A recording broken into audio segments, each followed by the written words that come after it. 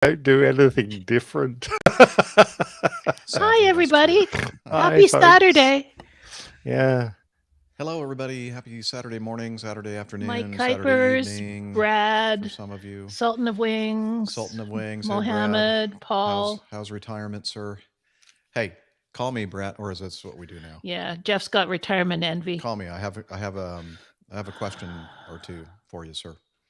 Oh, Jeff, Don't Mike is call me now. complaining to me that you haven't updated the link.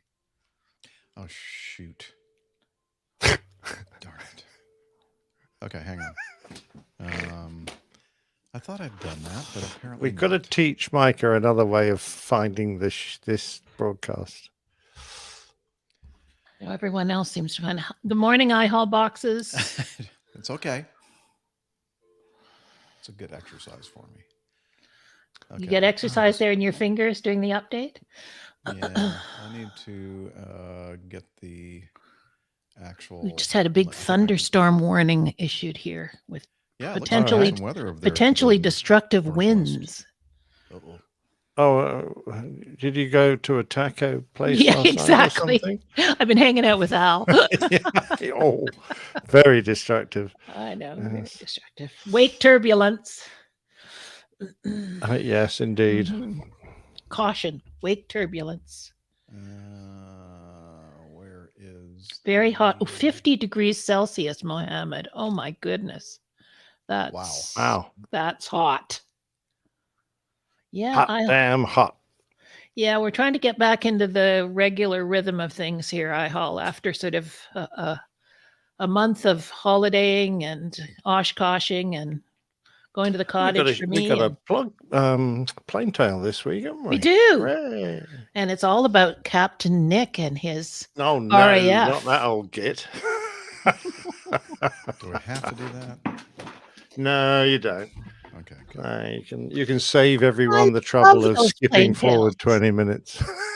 I love those plain tales. Picturing Nick back in his prime there, gallivanting around Australia and New Zealand, and I think Malaysia when I was this time. Digging around the storage unit a couple of days ago, I found a box full of slides.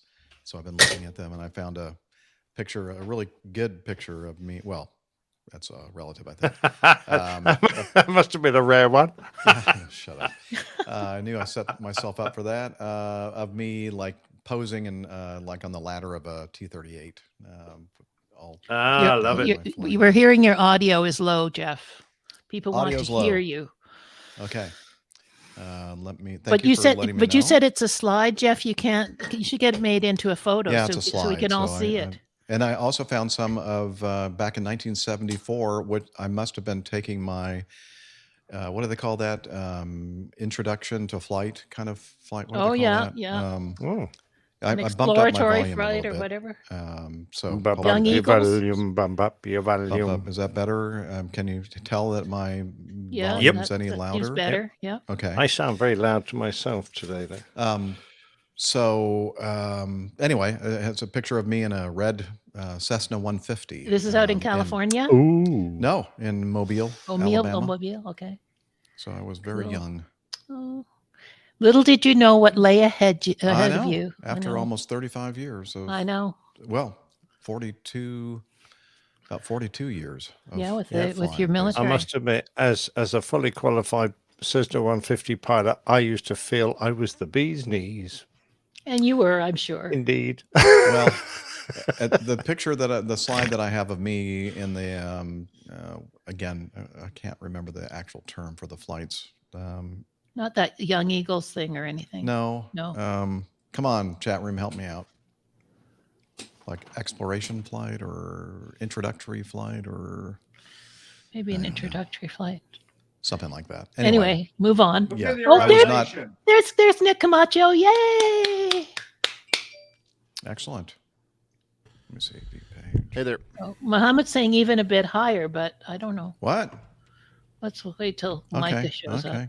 Have you finished your update, Jeff, with the website? I think so. Check it out. See if it works. What's going on over there in England? Oh, someone just made a smell. So glad we don't have smell-o-vision. Yeah, yeah, definitely. Oh. Nick, fire up Skype so that we can connect you there so you can hear the control room. Yeah, it's special. Yeah, Nick C. Camacho Man. Okay. All right. Yeah, I can't wait to get my first control room instruction through Skype. I'm very excited. Shut up, It's, Nick. it's very Shut up. special. God, how long are you going to go on with this answer? Please stop. Yep, it looks good, Jeff. Okay, good.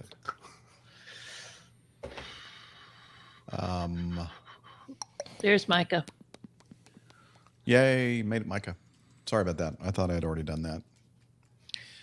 My apologies. I'm not going to say I sent you the link good and early, but I'll think it. No, it was not. It was not Liz's fault. It was my fault. I'm the one that actually goes. One through click and- louder, says Brad. Can you go one click louder? Ah, Yes. Select 11 on your Marshall amplifier. all right. Let's see. Let me crank it up to 11. Here, let me do, instead of doing automatically adjust my microphone volume, I'm going to manually Whack adjust it up there. Okay, now I'm Said 125 the actress right now. to the bishop. Is that any different? Hello, hello. Test 1, 2, 3. Check, check, check. 1, 2, 3. How is my volume compared to everyone else's? We're waiting for that. And Waiting. here's everybody else. Waiting for feedback here. Okay, I have Skype up. Oh, you've got Skype up. Okay, so let's go over and have him join us here. Okay. All right. She is going to call you up and add you as a participant in the How do you call me? Skype-orama. I may need to get your ID from you, but just Yeah. hang on, see if I can find you. Could still be louder? There can only be one person in the world wearing that silly hat. Come on. You My can't be silly that hat? hard to find. Actually, Okay. it looks like you've been visiting the Isle of Man. Come on, what is that? Actually, this is we have a state flag, or not a state flag. The city of Wichita has a city flag, and this is our minor league baseball team. Oh, yeah, it So looks like they a little made baseball in there. Yeah, they made it's like a play on our city flag, which is obviously a flag shape with these little like sunbeams on it. Excellent. And they made it a home plate with a baseball. Very So we're good. not getting anywhere with the Skype yet. Oh, down at the bottom, I think, more. Oh. Oh, I thought there was a way to add from that, but apparently not. How about in the main menu? Isn't that the way you did it before to add?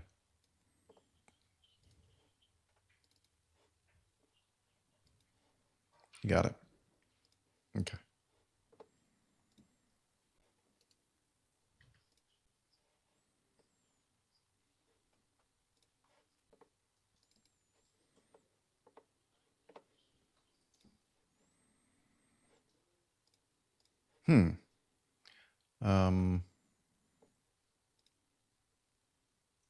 Let me do that. Oh, I found it. Add to call. So let me see if Camacho's. Well, let me see if I got him in my contacts. Oh, well then, kind of a moot point here. Yeah, I don't. What's your Skype ID, Camacho? You mind if I call you Camacho? That just makes it That's easier fine. for me. No, that's fine. Okay. So if I click up there, You have to do like Skype settings, and then you profile. see your It account. says my Skype name is live : in Camacho CP. Okay. Live : N Camacho. Yeah. And what was I the can other? Put it over here in the private chat. Live Camacho.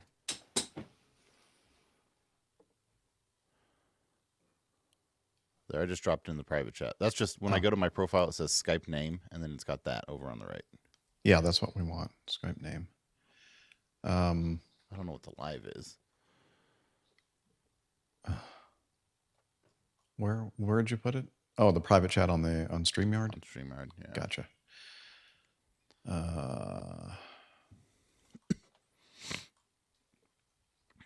copy. Yeah, thank you. And there, and oh, Nicholas Camacho. Skype name matched. Huh? Okay. Dot. Oh yeah, no, neither do I. Yep, that's fine. Okay, I'm gonna add him. And it says not on this call. Well, I Oh want no, you to I be see on it. this. Oh, yeah. Yeah. Give me a second. All right, and just do the telephone version, not the Telephone video. answer. Hey. Hello there.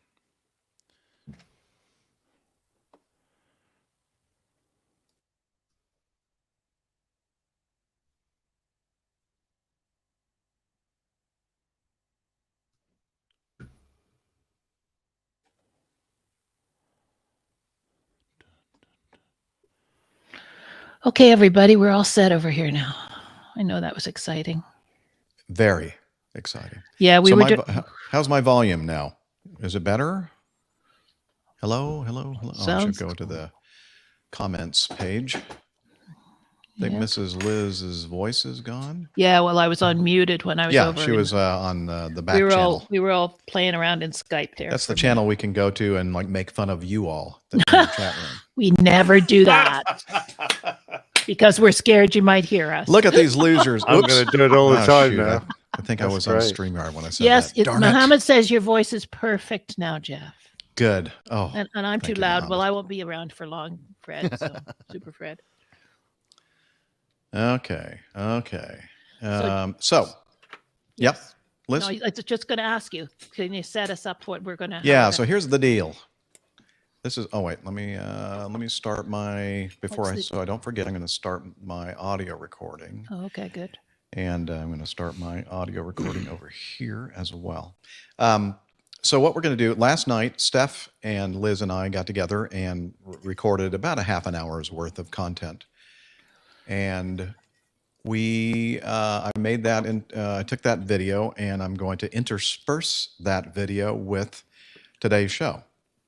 And what we're going to do is basically have three segments. I have the introduction segment, and then we have a news segment, and then I guess it's four segments. Yeah. It is. Introduction, news, getting to know Steph, and one feedback. So I'm just going to play little bits and pieces of this thing here. You're listening to the Airline Pilot Guy Show. The View. There we go. I need to start that over. Anyway, that's how we're going to start today's show. And then what I'm going to do after Steph introduces herself, I'm going to stop, and then we're going to go live. And then I'm going to pretend like we are just doing this all contemporaneously. Is that right? Yes. Yep. And wow, it's the coffee. Woo! Big Woohoo! long words. Yeah, give me some time. Ask me how to say that tonight. But anyway, so that I think This sounds is that complex, but I'm understandable? It's sure it'll complex. work. We're going to see, fingers crossed, how this works. But this is just the raw. If you're watching the video, by the way, this is an audio podcast. And here, I should probably put myself back in the thing. This is an audio podcast. We're here getting together. We use this as a platform to record the audio podcast. And we love having you here in the chat. We do. We do love. This is where we Hi, have Dad. our live audience, and we don't. love them all. And anyway, so this is what you get to see how the sausage is made. That's So, right. Making the donuts. Hope you're not too grossed out. Okay, so as I said, we'll do the Radio Roger and introduce Steph, and then I'll pause it, and then we'll continue from there. What do you So think? Jeff, can Should we- I just ask Yep. one question? No. So when I'm trying to time this, I'm going to have to somehow take out the little bits you're adding, right? So it's No. going to be, What? Well, unless or you want me to do a total of 250? let's just do a total of 245, I guess. 245. Okay. Including, Yep. but just that when I do the pause of the video and then we resume, then you'll just have to take out that. I know Okay. it's kind of complicated, but we'll see. I Okay. think it'll work. Do what I can do. Hopefully it won't take long for us to transition from one thing to the other. Okay. Okay. So now I'm going to do this, and y'all ready? Yes, sir. All right, here we go. You're listening to the Airline Pilot Guy Show. The view from our side of the cockpit door. APG. It's the Airline Pilot Guy. Airline Pilot Guy, episode 580. Yeah, he's up in the sky. It's the Airline Pilot Guy. Hello, you're listening to the Airline Pilot Guy show, the view from our side of the cockpit door. No, not Your host, me. Captain Jeff, broadcasting live from Studio 1A at APG headquarters in Roswell, Georgia. Today's show is recorded on the 12th of August, 2023. Yeah, he's up in the sky. It's the Airline Pilot Guy. Picture light and he's flying by. With the Airline Pilot Guy.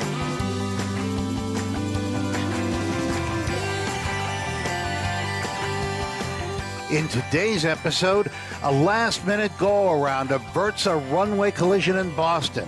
An American Airlines flight starts a takeoff roll with an open cockpit window. More news, your feedback, and today's plane tale. So get all settled in. Tray tables and seat backs in the upright and locked positions. Electronic devices powered on. I'm Radio Roger, and Flight 580 is ready for pushback. Thank you, Radio Roger Stern. He is an award-winning TV and radio reporter, currently at the #1 all-news station in the nation, 1010 Wins on 92.3 FM in New York City. Welcome to the Airline Pilot Guy Show. It's an aviation podcast covering the latest in aviation news and answering your great feedback. I'm Captain Jeff, an almost retired pilot at a major legacy airline based in the United States of America. And joining us from her lakeside studio, and she's a doctor, skydiver, marathon runner, sprint training junkie, IPA connoisseur, and commercial multi-engine instrument-rated backstabbing jumper dumper. It's Dr. Steph. Hey, Captain Jeff, that almost retired part sounds really nice. I'm nowhere near that, so I'll be envious. I'll be envious when you reach actual retirement for a few more years. All about choices, Steph. I know. All about choices. I know. All right. Well, and also joining us. All right, let's start off with this first. Oops. Okay, I need to back that up. Where to go? Where to go? Can you hear me? Yeah, I can hear you, but Darn it. I should have just left it alone where I stopped it. Okay. hang on. Rated backstabbing jumper. Darn it, Steph. For a It's few all more about- years. All about choices, Steph. I know. All about choices. I All right. Well, and also joining us. stop it. Okay. Leave it alone. Stop it. Stop it, Jeff. Don't touch it anymore. You'll go blind. Oops, sorry. I'm sorry you had to see that. Okay, there we go. Now we're back live. So and also joining us. Okay, here. So y'all ready? Yep. All right. I'm not. I need to go to my Evernote cheat sheet. All right. And also joining us from his studio, In Hartford, Hereford, and Hampshire. professional photographer, former RAF fighter pilot, retired Airbus A330, A340 captain for Virgin Atlantic Airways. It's Captain Nick. Well, hi there, Jeff. Great to be back on the show. Looking forward to a great one, as usual. And did you know today is the anniversary of the arrival of Christopher Columbus in the Canary Islands on his first voyage to the New World? Everybody knows that, Nick. I think he was flying an A340. From his home in the air capital, low and slow pilot, A&P mechanic, old airplane enthusiast, and engineer in the aerospace and defense industry, it's Nick Camacho. Hey, Captain Jeff. Glad to be back after taking a couple weeks off. Glad you were able to make it with us this morning, Nick. I know you're a very, very busy man. All right. And also joining us from her studio in Toronto, Ontario, Canada, retired financier, aviation enthusiast, spreadsheet master, and our dear, lovely producer, Liz Piper. Good day, everyone. I was actually here last night, too. Oh, extra credit for you. Have a good show, Bonus guys. pay. See you later. Okie dokie. All right, there we go. We've done our intros, and now Liz usually asks if we can hear her on the back channel, and we can. I hear you. Okay, and let's see. I can play the. We can get ready for news item 1A, and I'm going to hit the news stinger, and we'll start doing the news.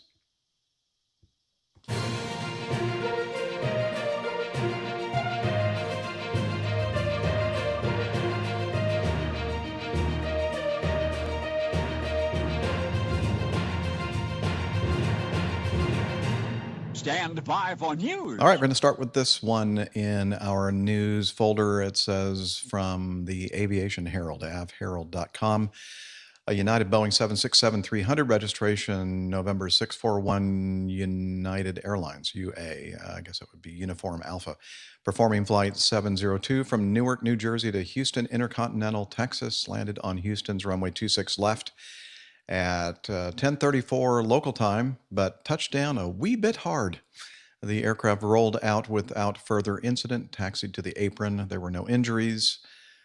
Let's see, according to information the Aviation Herald received, the aircraft sustained substantial damage, including wrinkles in the fuselage.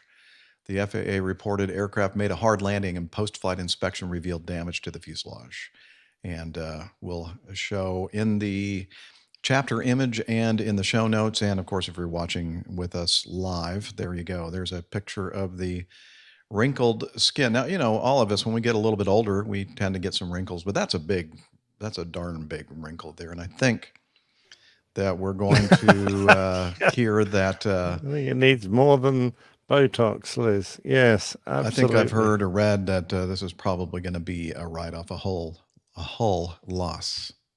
Do they take that out of his wages, Jeff? I think so. Payroll deduct $50 per Yep. paycheck, I think, Yep. pay period. think It so. will take some time for him to actually. Well, I don't know. Those old Boeings aren't worth very much, but I think you're probably right. Okay, already we're starting. Okay. Anything else to say? Don't touch down hard, like that hard. Don't do that. Yeah. It doesn't look like particularly difficult weather conditions. So, nah, sad.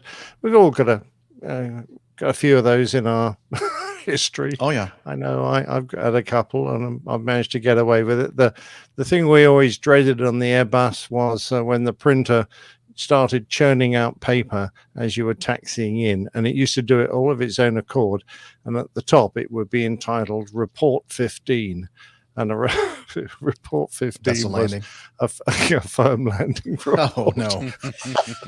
And we couldn't just tear it up and throw it away or burn it or something, because it was sent off, data link directly to the engineers, and we went, oh, damn. Get rid of the evidence. Interestingly, our airplane doesn't do that, Nick, but there is one time, I think, maybe more, but the one time that our printer starts printing without us, sending the direction to print something. And that's when we're rerouted. And every time I hear that printer starting to run over there on the first officer's side to the right of the first officer, I look at him and go, Did you print something? No. Oh, no. This is not good news. Usually it's not good news. Sometimes it is, but okay. The Sultan of Wings says, I heard new hire FO at the controls, not verified. Oh, okay. There we go. He might have some inside information there regarding, Well, I think you've always got to accept a few are going to be a training hazard problem. That sometimes it's just the cost of doing business. We had an Acme 757 landing at Raleigh-Durham a few years back, and it was the first officer's first trip, I think. I'm not sure it was an OE or if it was his first regular trip off his operating experience flight, and he pranged it on at Raleigh-Durham landing. I think it was on 2-3 right, and basically it broke the airplane so badly they had to scrap the airplane. Ouch. And that, can you imagine? You're brand new, you're on probation, It's your first landing, and then bam. Oops, sorry. Yeah, indeed. Not good. Not good. All right. Oh, is Steph going to cover one? Okay. Well, let me pop it over here to this, and let me put this to the stream and see what happens. All right, let's start off with this first item in our news folder report. This is from the Aviation Herald. JetBlue E190 at Boston on February 27th, 2023. Collision on runway averted by late go-around. A JetBlue ERJ190 registration November 179 Juliet Bravo, performing Flight 206 from Nashville, Tennessee to Boston, Mass. Was on final approach to Boston's runway 4 right, cleared to land on the runway. A business jet had been cleared to line up and wait on the crossing runway 9. The crew of the Embraer, already cleared to land, heard that clearance, acknowledged the clearance, and proceeded onto the runway, however, commenced their takeoff run without clearance. Let's see. When the tower controller noticed the business jet had begun their takeoff run, he instructed the Embraer to go around. The NTSB reported the Embraer was already over the runway 4 right when they reached their lowest and closest point at about 30 feet above ground level after initiating the go-around. An observer in the cockpit videotaped the approach. The NTSB provided a single frame out of the video, which we are showing right now in our video. Yes. So this comes out of their final report. I feel like I'll go ahead and read that, which they just came out with on August 4th, so just the other week. So it was a HAPAjet flight, the business jet. The crew was taking off without a takeoff clearance, which resulted in a conflict with a JetBlue flight, which we already said as they were cleared to land on an intersecting runway. The NTSB analyzed the following. JetBlue's Flight 206 flight crew initiated a go-around while over runway 04 right due to HAPAjet Flight 280 taking off without a takeoff clearance from runway 9. Runways 04 right and 9 are at Boston are intersecting runways.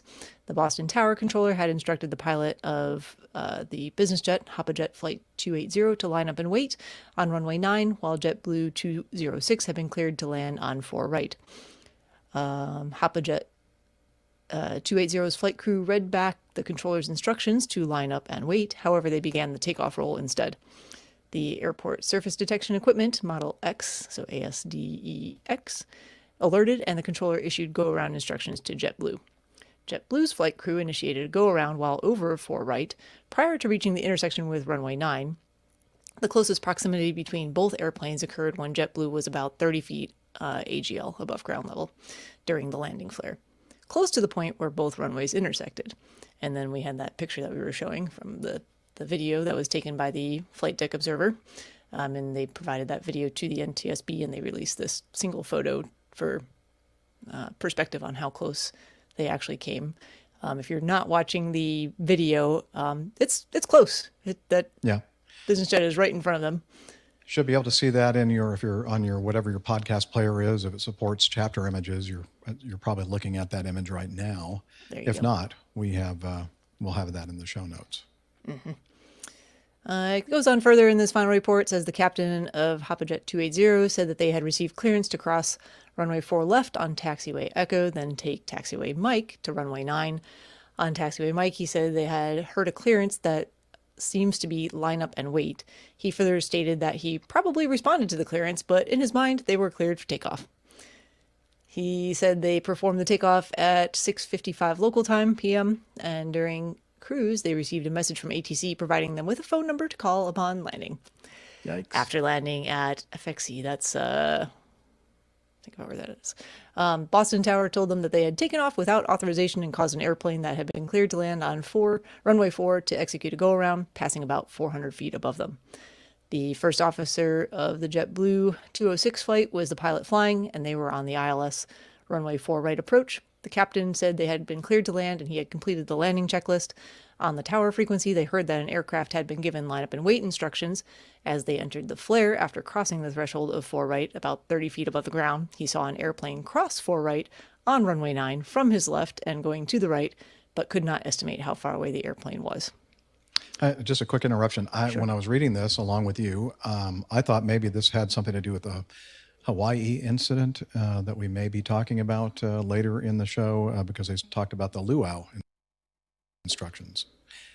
But apparently that's not what that actually stands for. That's, something else. Different incident, different news story. Luau is Well, line I've up never and seen wait. that. I've never seen an acronym LUAW before in my life. I've never seen it either, and But it took very me. good on you. It took me. Well, I'm glad. So in my mind, I kind of read ahead half a second there, and I Yeah. thought, like I did, I had a brief pause. So I'm glad it didn't come across as a No, I mean, it's pause. like, wow, she's very familiar with this acronym. with She's it definitely on with it, it. Yeah. on it today.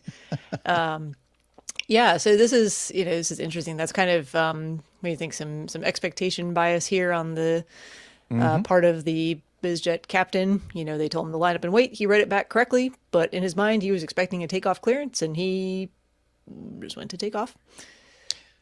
And Yeah, and if there's, I mean, that when you're, especially if you've been, as you know, Steph, because the kind of flying that you do, it's easy to get fatigued. And sometimes your mind plays tricks on you. And if you're ever, I think most of people that are listening that are professional pilots know this deep down inside, but maybe sometimes because of pride or whatever else, you don't want to ask the question, were we clear for takeoff, or was that just line up and wait? And then if there's any doubt from either first officer or captain, then you say, let's go ahead and ask. Let's just clarify this, make sure. yeah. So there's never a problem clarifying to ask Nope. what instructions are. If you're not sure, if there's any doubt, it's so much easier to ask and get clarification than to just say, yeah, I think that's what it was. Let's just go ahead and proceed. The type of flying I do, like you alluded to, I'm basically repeating the same flight every 20 minutes with slight variations, and typically talking to almost every time it's a different controller, but sometimes if we're quick enough, it can be the same one again. But a lot of times it's the same cadence and what we expect to hear in terms of different clearances that we're looking for, but every once in a while one will be omitted or it will be different. And it's very easy to have in your mind, yeah, I heard that, but that was the flight before, because it's only been 20 minutes. And our brains aren't very good at, resetting or slowing down time in a way that makes good logical sense always, especially when there's a lot of other things going on. So here, busy environment, busy airport, lots of instructions, taxi instructions, you're expecting to be cleared for takeoff, and there you go. And good on the JetBlue crew for having that SA, that spatial awareness, situational awareness, and I guess spatial is part of the situation, and doing a good cross check, paying attention to what instructions have been given to certain people, and making sure that flight that had been told to line up and wait, they're actually doing that. And interesting to me though, that the I forgot the name of the business jet, HapaJet, really were kind of oblivious that it sounds like they didn't realize that someone had gone around 400 feet above them. Yeah, their SA wasn't very good at all. Yeah. I mean, if I'm on runway 9 in Boston and I'm clear for takeoff, you can be damn sure you're going to look that over I'm at looking 4 right over to my right and 45 degrees and see if anybody's out there on final for that runway. And then I'm also looking at my TCAS display. TCAS. We have so many tools at our disposal at this point. It's there's probably a lot of factors involved. Workload, fatigue. I think any of those things are plausible, but at the end of the day, you got to just take that brief pause, ask for clarification, make sure that what you heard and what you expect to do is really what happened. So, Yep. Happy ending. Could have been bad. happy ending for sure. But happy ending. And we can all appreciate that. Okay, stopped. Here we go. Ah, wasn't that cute? Indeed. And I love the happy ending. Don't we all? Exactly right. Yeah. All right. Interesting, Any other though. additional comments? I'd be very surprised if the hopper crew didn't hear the JetBlue going over the top of the cabin, and they must have gone, "What the hell was that?" because they looked very close in that still frame you put up, Jeff, and it kind of reminds me of my military days when if we had somebody on the end of the runway and we were practicing circuits and we were told to overshoot, we'd often overshoot at like 20 feet in full burner over the top of whoever was at the just lining up going, yeah, well, I overshot. He didn't say what height. I had to go around it. So iHall Boxes says in our live audience, I always thought SA meant substance addiction. Maybe I should start to review my sim performance records then. Yeah, probably should. Yeah, very sensible. Brilliant. All right, number 3 we're going to go to, and that would be C. And yes, Brad, the Sultan of Wings, brought this to our attention on our last episode. And this is from Simple Flying. It's also Simple Aviation Writing. And it's a YouTube video. We're not going to play the YouTube video because we're trying to focus on the fact that this is not a video program. This is an audio podcast. So what we're going to do here is I found this audio on liveatc.net, and I did a little bit of snipping here and there to kind of make it so that all the extraneous, is that right? Extraneous audio is eliminated, and we can just get to the meat of the subject here. So let's take a listen. Sorry, American 297, LA Tower, only 24 left line up and wait. 4 left line of wait, American 297. American 297, wind 2408, gust 17 on Del Rey, runway 24 left, clear for takeoff. 24 left, clear for takeoff, RNAV to Del Rey, American 297. LA Tower, Alaska 292, 12 mile final, 24 right. Alaska 1092, LA Tower, wind 2408, gust 17, runway 24 right, clear to land. 24 right, clear to land, Alaska 1092. JetBlue 942, contact SoCal departure. Switch departure, JetBlue 942. American 297 is rejecting. American 297, roger, cancel takeoff clearance and make the left turn available. Copy. American 297, say reason. Window popped open. I'm sorry, say again the last? Window popped open. American 297, roger. Do you need to go somewhere, stop for a little bit? Negative, we'll just return, taxi back. American 297, roger, left turn echo, taxi to the full length. Echo full length, American 297. A few minutes later. American 297, LA Tower, runway 24 left line up wait. 24 left line of wait, American 297. American 297, 125.11 on Del Rey, runway 24 left, clear for takeoff. 4 left, clear for takeoff, RNAV to Del Rey, American 297. American 297, contact SoCal departure, good day. To departure, American 297, good day. And they lived happily ever after. Woohoo! Another happy ending. I had fun with that. You're welcome. So what were they doing? That was with all the on window liveatc.net, by the way, including that beautiful music at the end. Was somebody having a quick cigarette with the window open? What was going on there? I don't know. Now, this article from Simple Flying says that, it talks about what happened here, the on takeoff roll in a low speed regime. They don't mention that, but that's what happened here. One of the cockpit windows popped open, and it was kind of interesting in their article saying, well, we're assuming it was the cockpit window and not one of the passenger windows. I'm thinking, if one of the passenger windows pops open, you got a major problem. They're not meant to do that.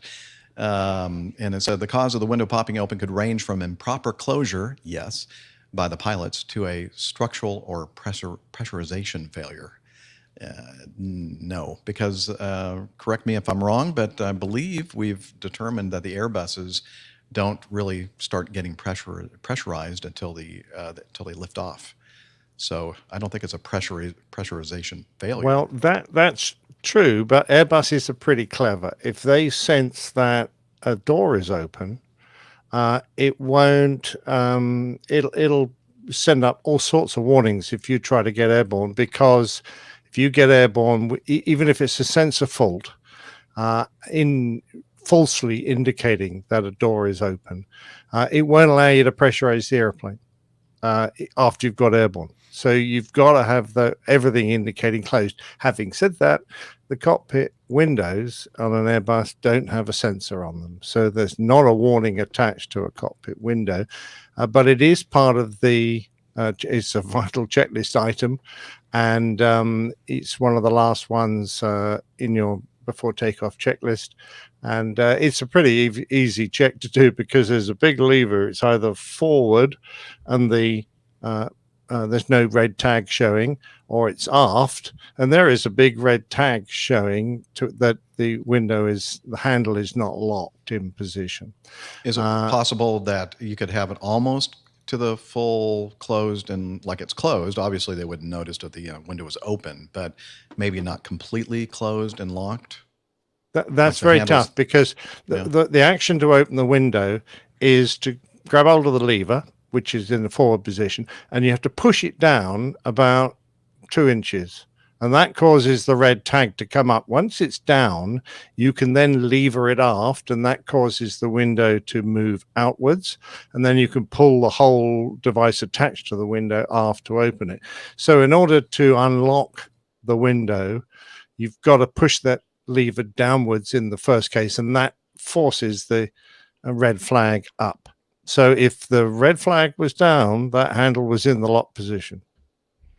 So I'm thinking maybe it looked like it was in the closed position. Obviously, it should be obvious to everybody in the cockpit if one of the windows is open, especially, when you're about to take off. And it just wasn't completely latched or whatever. And it just, as they started rolling, it was shaking enough that it was able to roll back or out, or I don't know. I've never heard of it happening before. No? There's always so what's your thing then? What's your that they've been using the window and someone neglected to secure it properly. Right, but I mean, would be my thought. But it wouldn't be fully open though, would it? I mean, that would seem. I wouldn't have thought so. Okay, but, I think we're saying the same thing then. Okay. So let's see. They in this article they type, pilots often keep the cockpit window open during aircraft refueling to keep an available line of clear communication with the ground staff. And I know that is no. Stop. Let me know when it's full. No, that is. I think that whoever's writing this doesn't really quite understand how things work in the passenger airline world. You very rarely. Now, sometimes we'll open up the window if it's really hot and the air conditioning system isn't working well, and just to get some airflow up there. Yep. Or if you do need to talk to the lead ramp agent, and you want them to pull the air off or do something, then you sometimes will just open up the window and just yell at them from above. But as far as keeping the window open during aircraft refueling, I don't think that's a thing. At least it's not with Acme. iHaul boxes, again, from our live audience. Did someone adjust their seat position using that handle?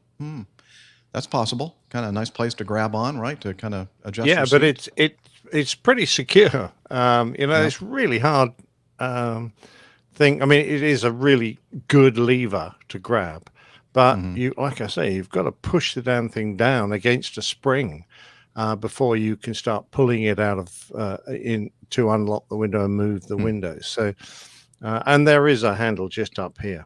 So it is possible that someone could have grabbed it for that reason. I think that it happens often enough, although we probably don't hear about it very often, that it's part of, I think, everybody that I've ever heard a abnormal briefing, and I'm not meaning a normal briefing that is not normal, but when you're briefing initially with a new crew member, like maybe rejected takeoff scenarios and that kind of thing.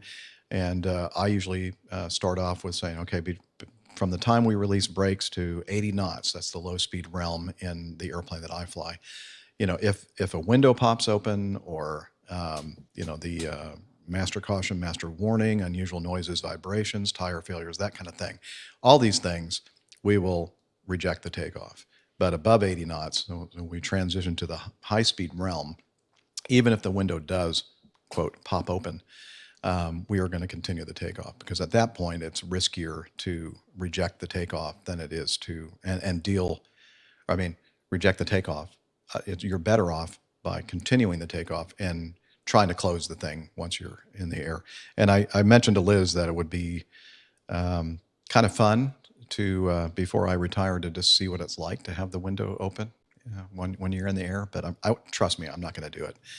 I'm just kind of curious about how noisy or not it would be with that window open when the airplane is actually in flight. Has anybody here had that? Now, Nick Camacho, I know that your world of flying, GA flying, and the debonair and that kind of thing. Is it even possible to have a window open in your airplane? Yeah. So in the little airplanes, the Luscombe and the Champ, they can fly around all day with the windows open, and I've probably flown more with the window open than with the window closed in those airplanes. The debonair has a small storm window that I think can be open to maybe like 140 miles an hour. I don't know. It's printed on it. I've never flown with it open just because it doesn't seem like it's it just doesn't look like it's designed super well for being out in the airstream. I have flown when I was getting checked out in the Bonanza. One of the tasks we did was taking off with the door open. And so the Bonanza door is hinged at the front, and it opens from the back like a car door. And so it's got an unusual latching mechanism, or it's got a kind of a complex latching mechanism, I guess I'd say. And it's not uncommon for those doors to pop open in flight. And usually it happens, when you reach a certain speed on takeoff roll or right after you rotate. And it's not a significant issue, right? The door pops open and then it gets sucked out in the stream a little bit, but you end up with the door open about an inch or two. So it has just a minimal effect on performance of the airplane. But there's been multiple instances of that happening, and then people either not expecting it or kind of focusing on dealing with the door. And you can just come around and land. It's not hurting the door. The airplane's flying fine, but there's been multiple instances of people basically not maintaining control of the airplane and stalling the airplane and crashing the airplane because they're so focused on trying to close the door. Oh. Yeah. So it's become an important checkout item that the Bonanza Society, checks everybody out on and shows them that, when we're doing our 6 or 8 circuits or however many we did, they open the door on one of them so that you can basically say, hey, look, the airplane flies fine. It's a little bit louder, but keep flying the airplane, come back around and land, and it'll be okay. All right. A comment from our live audience, Super Fred Driver. He's a C5 pilot. Had a window pop open in Fred at 152 knots on takeoff roll. Finally got it shut about 2,000 feet above ground level after forcing the jet to pressurize and close it. Yeah, pressurization's your friend in this case. If you can get the window somewhere close to where it should be, and then the pressurization should probably take so I care guess that one comes inwards. Yeah, that works. Yeah, that's what, all the airplanes that I've flown, the windows have always come into the cockpit, not out. Yeah, same for the Airbus. Okay. I was just going to mention that I've flown a jet with a cockpit window open. That was in a Hawker Hunter, because the canopy there slides back to reveal your head, single seater. And you're allowed, in theory, the speed at which you're allowed to fly with the canopy back is 200 knots. So you can go around the circuit with it open. So as a student, I thought I'd give this a go. This sounds like fun. You did it on purpose? Oh, yeah. So I'm downwind and I wind the electric winder, wind the canopy back at about 180 knots. And the noise was unbelievable. Apart from all the dust, which comes flying up from the floor, because, it's years of accumulated muck down there.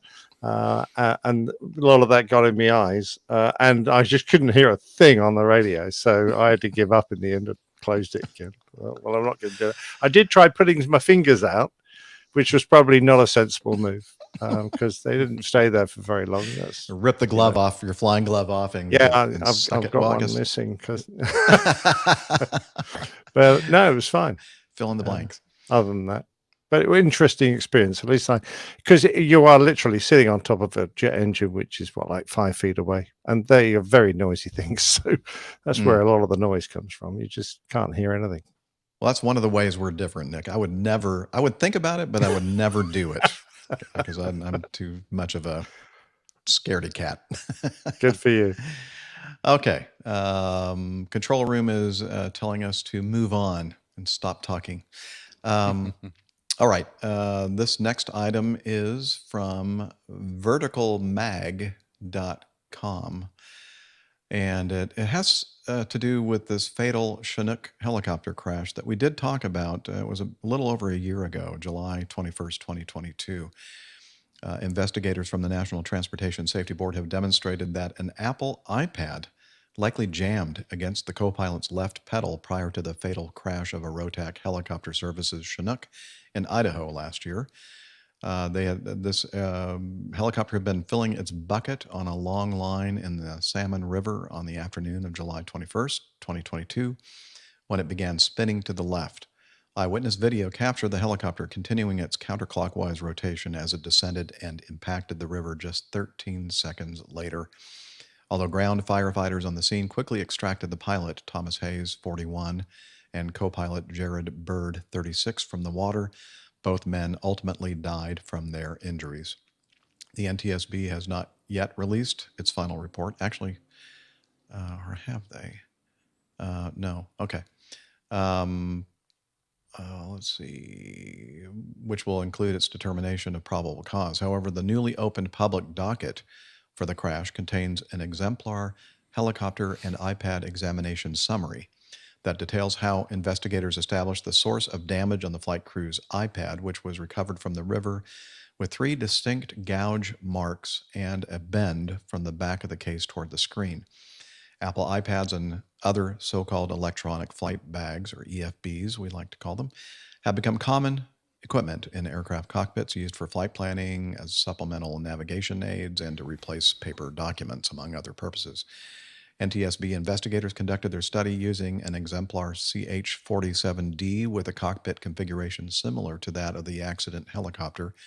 During the accident flight, the pilot was sitting in the left seat and the co-pilot in the right. Using auxiliary power to activate hydraulic assistance, investigators first pushed the pilot's left pedal forward, which resulted in the co-pilot's left pedal also moving forward. Left pedal is used to commence a yaw to the left and or stop a right yaw, and vice versa. Investigators then placed the study's iPad between the left pedal and the airframe next to the heel slide support assembly on the co-pilot side. When additional pressure was applied to the pilot's left pedal, the iPad fell and jammed between the left pedal and heel slide support assembly. That prevented the pedals from recentering while also pushing against the co-pilot's left pedal adjustment lever. When pressure was applied to the right pedal, the iPad was squeezed in between the pedal and the heel slide support assembly. The gouges in the recovered iPad aligned with a sharp vertical medical piece of the assembly underneath the heel slide. Additional right pedal input forced the iPad to apply more pressure to the co-pilot's pedal adjustment lever. Examination of the accident helicopter's records revealed that the co-pilot's left pedal was at the forwardmost adjustment setting, while his right pedal was at the middle adjustment setting. According to investigators, the accident co-pilot's height was 5 feet 10 inches. During the study, with seat restraints on and seats adjusted for comfort, neither a slightly shorter, 5'7", nor a slightly taller, 6'2", man could reach the iPad in its jammed position. Investigators also pointed out that the co-pilot's flight helmet would have further complicated any attempts to retrieve the iPad, as the helmet would have contacted the visor over the instrument panel.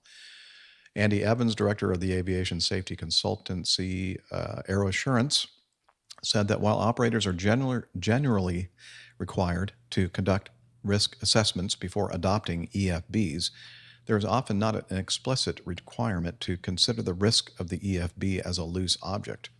Hopefully this accident will prompt operators to have a long, hard look at all possible loose articles in cockpits and robustly securing valuable tools and sources of situational awareness like EFBs. Wow, can you believe that? I mean, I can see that happening, and I'm wondering if they, during this whole accident sequence, which was not, just seconds, as the helicopter was spinning counterclockwise toward the river. I'm wondering if they saw what was happening and were just helpless to try to resolve the situation by trying to grab that EFB from its position. I guess they just didn't have time. Or maybe they never knew. Maybe they just thought the helicopter was going completely out of control and they couldn't figure out why. Yeah, I think we probably all have learned over the years to recognize a jam control. So I'd be surprised if they didn't realize that the rudder pedals were jamming. They may not have realized the cause. Yeah, and I think perhaps, I don't know how strong one of these things are, but if it's in the way, it's in the way. There's not a lot you can do. And it's often very counterintuitive, even if you could have reached it, to take the pressure off the pedal that you need to press to correct the problem so that someone can fish it out. Very, very hard and in the time available. Just nightmare scenario for them, sadly.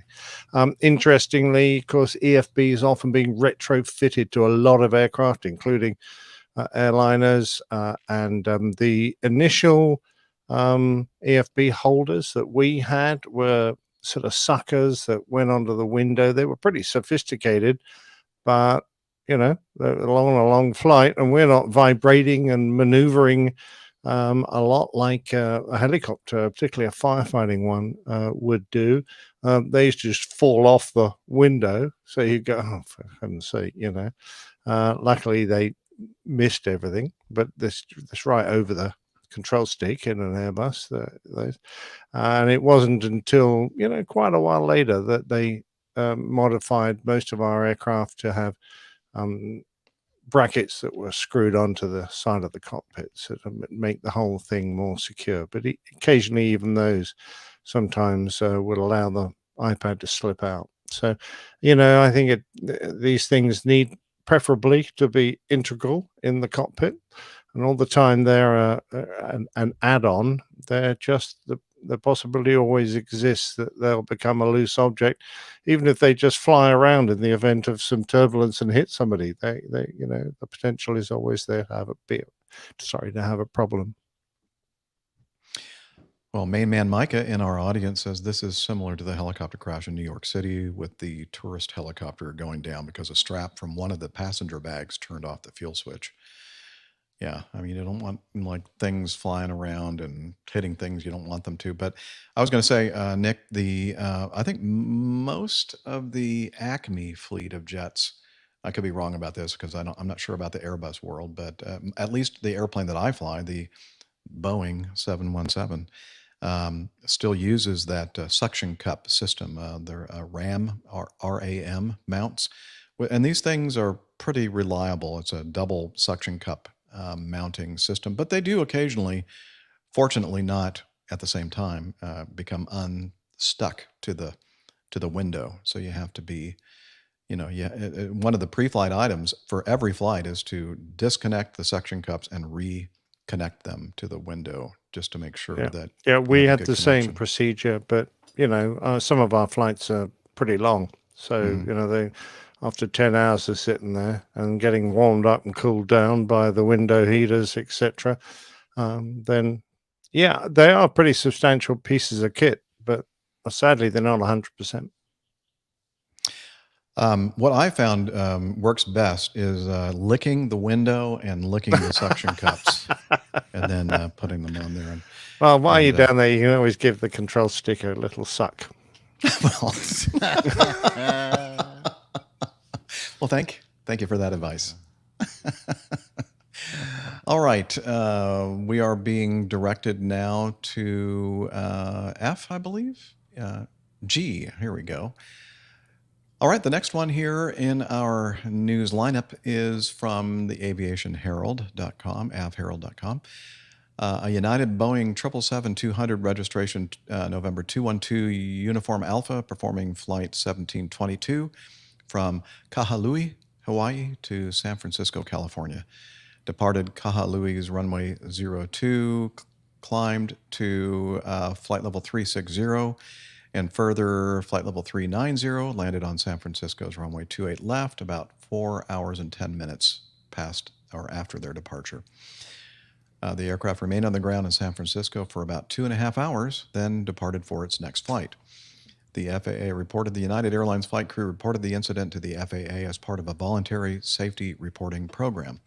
The agency reviewed the incident and took appropriate action, but did not elaborate on what incident occurred, and also did not comment on a report that had surfaced on Sunday, February 12th, whether this report had any merit or not. The airline stated, after landing at San Francisco, the pilots filed the appropriate safety report. United then closely coordinated with the FAA and ALPA on an investigation that ultimately resulted in the pilots receiving additional training. Safety remains our highest priority.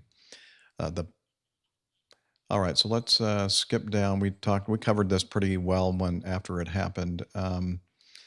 Let's see. The final report was issued on August 10th, and the investigation docket concluding. So they released the final report and the investigation docket simultaneously, concluding the probable cause of the accident was the flight crew's failure to manage the airplane's vertical flight path, airspeed, and pitch attitude following a miscommunication about the captain's desired flap setting during the initial climb. United Flight 1722 lost altitude about 1 minute after departure, while in instrument meteorological conditions, which included heavy rain. I kind of recall looking at the radar display at the time, and there was a lot of convective activity out there. The airplane descended from 2,100 feet to about 748 feet above the water before the crew recovered from the descent. No injuries were reported, and the airplane was not damaged. The NTSB was not originally notified of the event since it did not meet the requirements of Title 49 Code of Federal Regulations, Part 830.5. However, the NTSB learned of the event about 2 months later and chose to open an investigation. By that time, both the cockpit voice and flight data recorder durations had been exceeded. The investigation utilized flight crew statements and other records as information sources. The captain, who was the pilot flying, reported that he and the first officer had initially planned for a flaps 20 takeoff, a flap setting of 20 degrees, with a reduced thrust setting based on performance calculations. However, during taxi, the ground controller advised them that low-level wind shear advisories were in effect. Based on this information, the captain chose a flaps 20 max thrust takeoff instead. That's good. He hand flew the takeoff with the auto throttles engaged. During the takeoff, the rotation and initial climb were normal. However, as the airplane continued to climb, the flight crew noted airspeed fluctuations as the airplane encountered turbulence. When the airplane reached the acceleration altitude, the captain reduced the pitch attitude slightly, called for the flap setting to be reduced to flaps 5.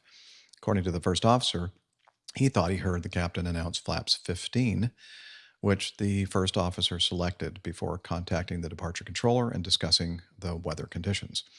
The captain noticed that the max operating speed indicator moved to a lower value than expected, and the airspeed began to accelerate rapidly. The captain reduced the engine thrust manually, overriding the autothrottle servos to avoid a flap overspeed, and began to diagnose the flap condition. He noticed that the flap indicator was showing 15 degrees, and he again called for flaps 5, and he confirmed that the first officer moved the flap handle to the 5-degree position. The first officer stated that he knew the captain was having difficulty with airspeed control, and he queried the captain about it, as he considered if his own right side instrumentation may have been in error. He did not receive an immediate response from the captain. Both pilots recalled that about this time the airplane's pitch attitude was decreasing and the airspeed was increasing. The first officer recalled that the captain asked for flaps 1 soon after he had called for flaps 5, and when the first officer set the flaps to 1 degree, he then noticed the airspeed had increased further, and the control column moved forward. Both pilots recalled hearing the initial warnings from the Ground Proximity Warning System, GPWS, and the first officer recalled announcing, pull up, along with those initial GPWS warnings. The captain then pulled aft on the control column, initially reduced power to reduce airspeed, and then applied full power to begin the full controlled flight into terrain, CFIT recovery. The first officer recalled that as the captain was performing the recovery, the GPWS alerted again, As the descent began to reverse trend, data showed this occurred about 748 feet above the water. After noting a positive rate of climb, the captain lowered the nose to resume a normal profile, ensured that the flaps and speed brakes were fully retracted, and engaged the autopilot. The remainder of the flight was uneventful. According to the docket, the airline submitted flight information to the NTSB in email, amongst other details, stating at 14:50:51, so let's see, vertical speed and pitch attitude continued a negative downward trend to reach a maximum of 8,536 feet per minute descent and minus 16.74 degrees, respectively. Yeah, that's getting a bit worrisome. Minus 16. That's the kind of thing that Gubby sees in the C-17 when they have all the thrust reversers out and it's doing a one of those tactical airdrop things where the whole windscreen. Of course, they were in IMC, so they didn't see anything out the front windscreen. But still, that is like, holy moly, that is way nose down, minus 16, almost 17 degrees nose low. And that was while they were at 1,386 feet above the water. That's crazy. And then at 6 seconds later, the GPWS too low terrain oral warning happened. And when they recovered from this downward trend, vertical acceleration was recorded as 2.66 Gs. So, somewhere between 2.5 and 3 Gs of force were applied to the airplane to get it in an upward direction. And I'm not sure exactly what the 777 parameters are as far as maximum G forces allowed, positive, but I think that's over that limitation as far as I know. The max pitch out attitude was recorded at plus 23.42 degrees. Now, again, this is a 777. That's kind of unusual for the nose of the pitch of the 777 to be up at 23. That's not so unusual for the airplane that I fly. It easily will go over 20 degrees. In fact, our initial takeoff target's usually around 20 degrees nose high. But that's not normal for most airliners. I would imagine that most airliners would be around the 15, 16 degree nose up attitude initially. I'm not sure, though. So we're looking at this graphic, and you might be as well if you're listening to the audio podcast. We're seeing the timeline and the vertical path off of the runway in Kahului. That's just, holy cow. That is very, very scary looking to me. I don't know how you feel about that, Captain Nick. What could you kind of give us your feeling about it? When they started the recovery, they were, I'm trying to do the figures in my head. It's a bit hard. Say 8,000 feet a minute. They had 750 feet left to go. That's, I don't know, somewhere between 6, 7, and 8 seconds before impacting the ocean. Wow. Yeah, that is a very serious situation to be in. I can only imagine that in his attempts to resolve the issues of cleaning up the airplane, that the captain allowed his attention to be drawn away from the instrument that we're always supposed to go back to. Every time that you perform an instrument scan, the one instrument that you're always going to go back to is the attitude indicator. You're going to be watching that, and then your scan goes out to other instruments or to levers and things in the cockpit, but you never allow your attention, particularly when you're hand flying the airplane, to linger on any item for very long before you're coming back to the attitude indicator to confirm your attitude is still correct. It's so vital when you're close to the ground, and yet it is the basis of our cockpit instrument scans that we all learn. And he's allowed himself to be pulled away from that requirement. And I suspect a lot of this is due to the fact that we use autopilot so much that we no longer practice this really concentrated instrument scan in the way that we used to when we hand flew everything.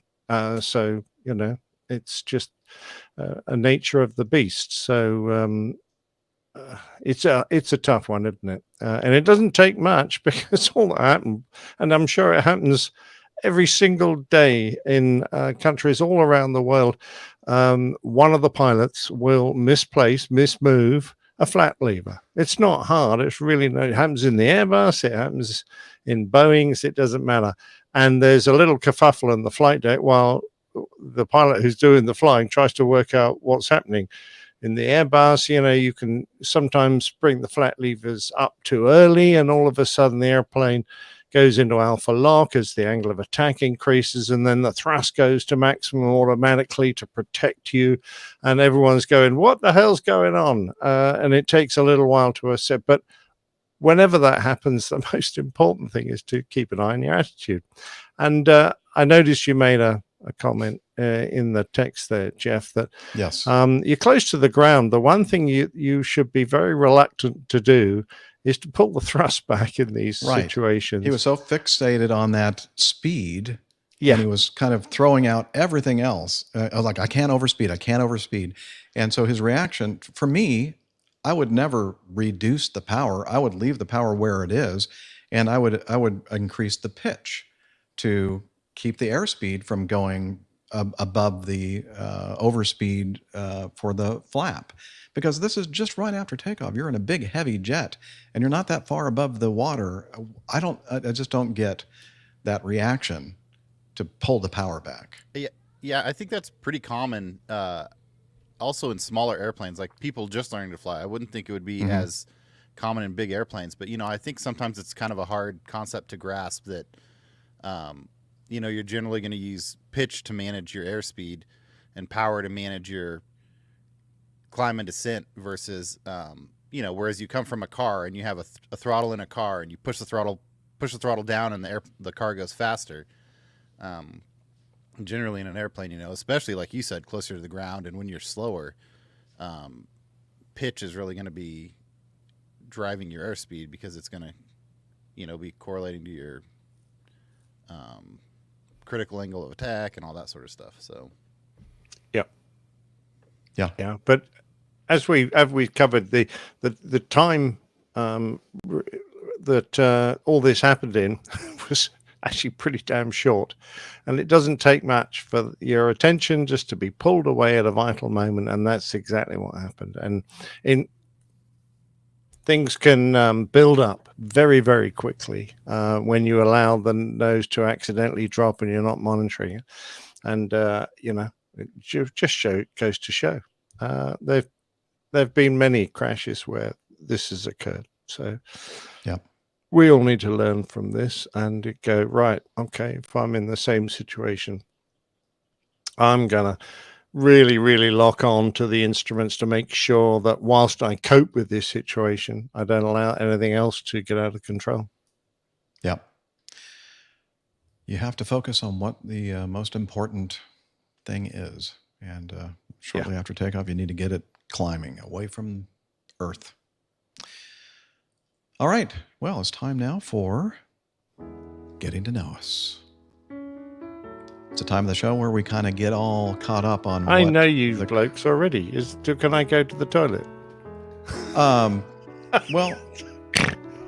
okay. I'm only joking. Don't you want to? I'm only joking. I thought you might want to tell us about what you have been doing, Captain Nick, but just in case you have some kind of a physiological emergency happening, go ahead and tell us what has been happening with you, as far as I'm sure you're still in the thick of the bowling competitions.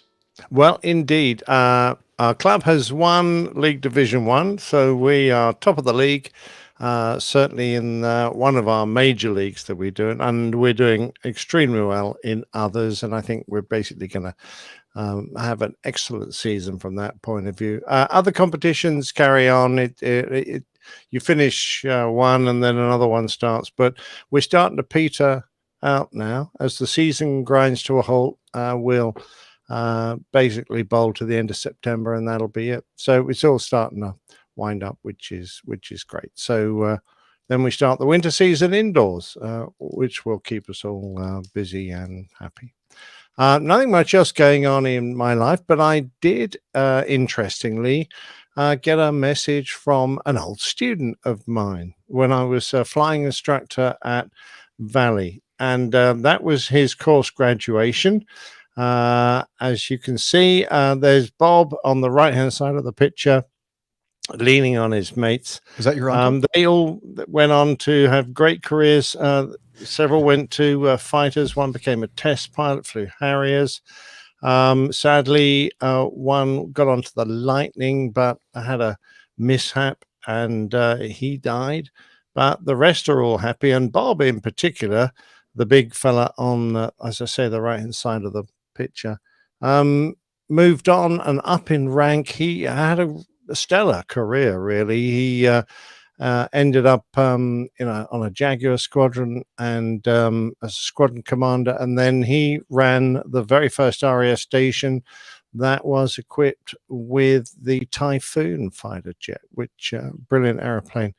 And then he moved up and was instrumental in operations tasks during the Gulf War, and basically did very well. But having achieved 1-star rank, he decided it was time to pull the plug. And the reason I'm commenting on him is because he has started a podcast, and I said I would mention it on the show. It's not directly involved with aviation, but he uses his excellent career and all that you learn in the military when you've been in as long as he has and achieved the ranks that he has, to perhaps pass on the training and the knowledge you've picked up to other people. So he now has a podcast called Leading for Life, and he coaches people in the art of leadership. And it's mainly because in his corporate life, he found that a lot of our leaders in industry were shy of knowledge concerning leadership.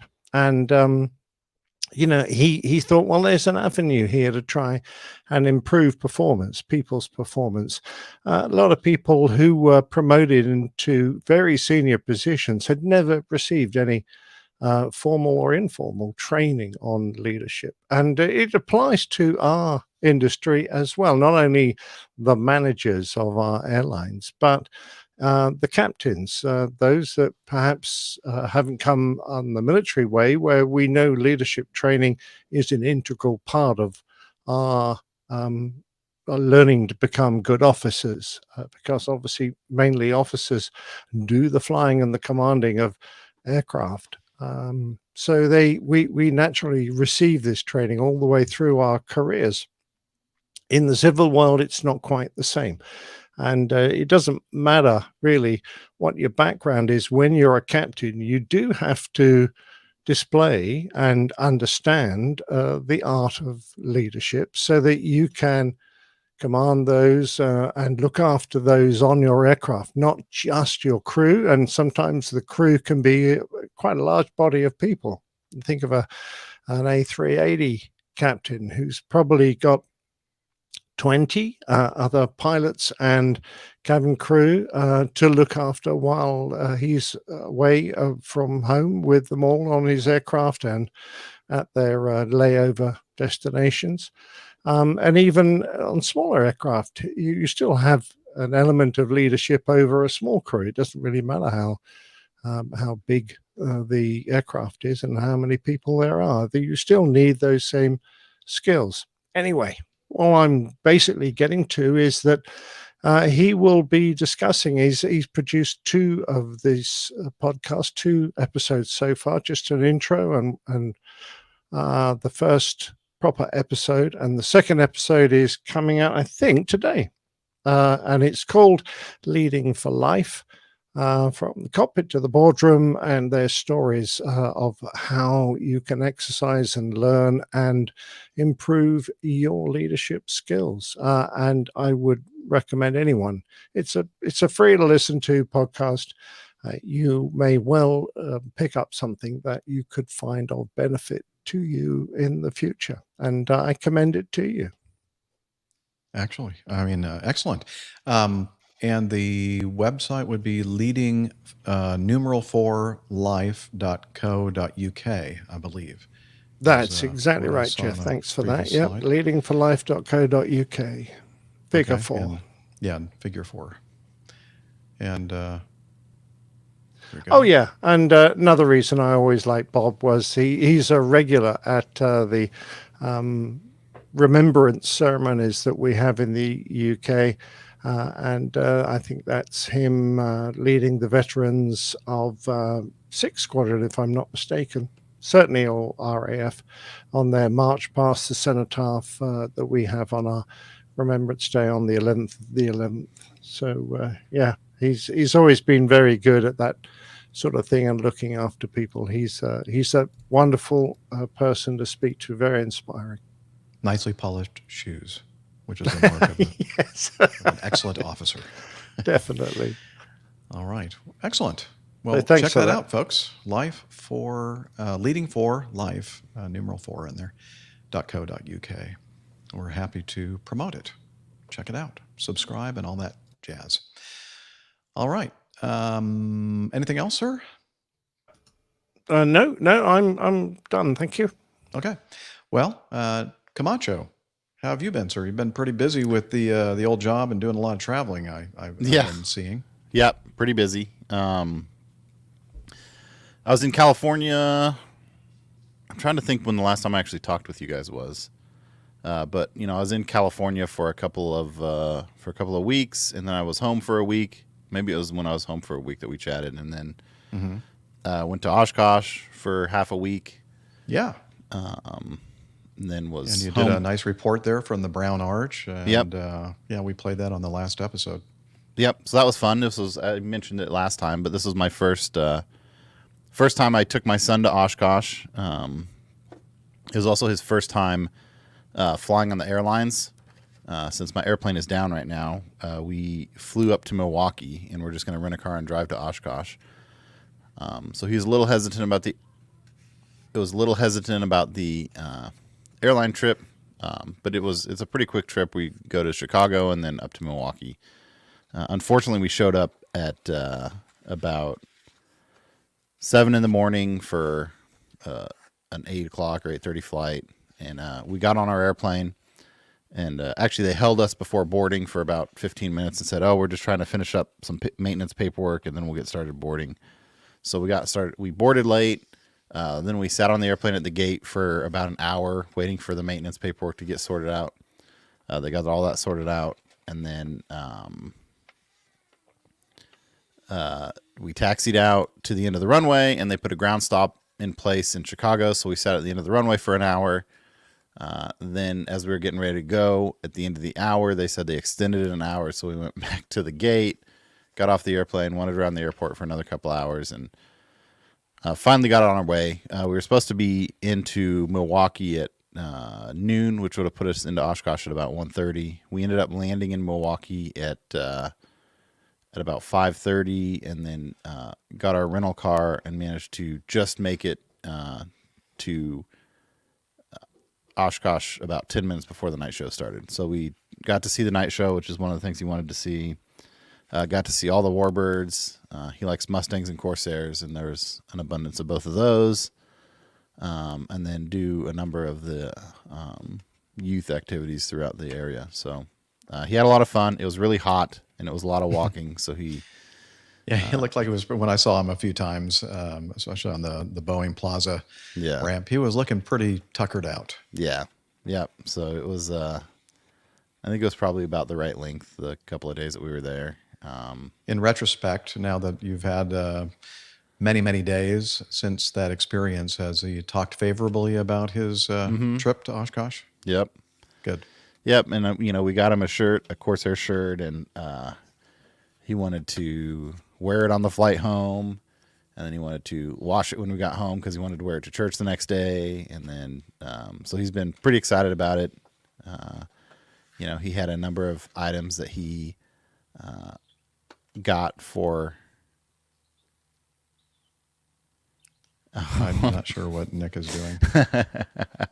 He had a number of items that he built at the little Kid Venture area, so he's he showed those to his mom and his cousins. So I think he did have a lot of fun, and I think as we prepare for the next time for him going, hopefully we get a little bit better and have a little more infrastructure to support him from getting worn out.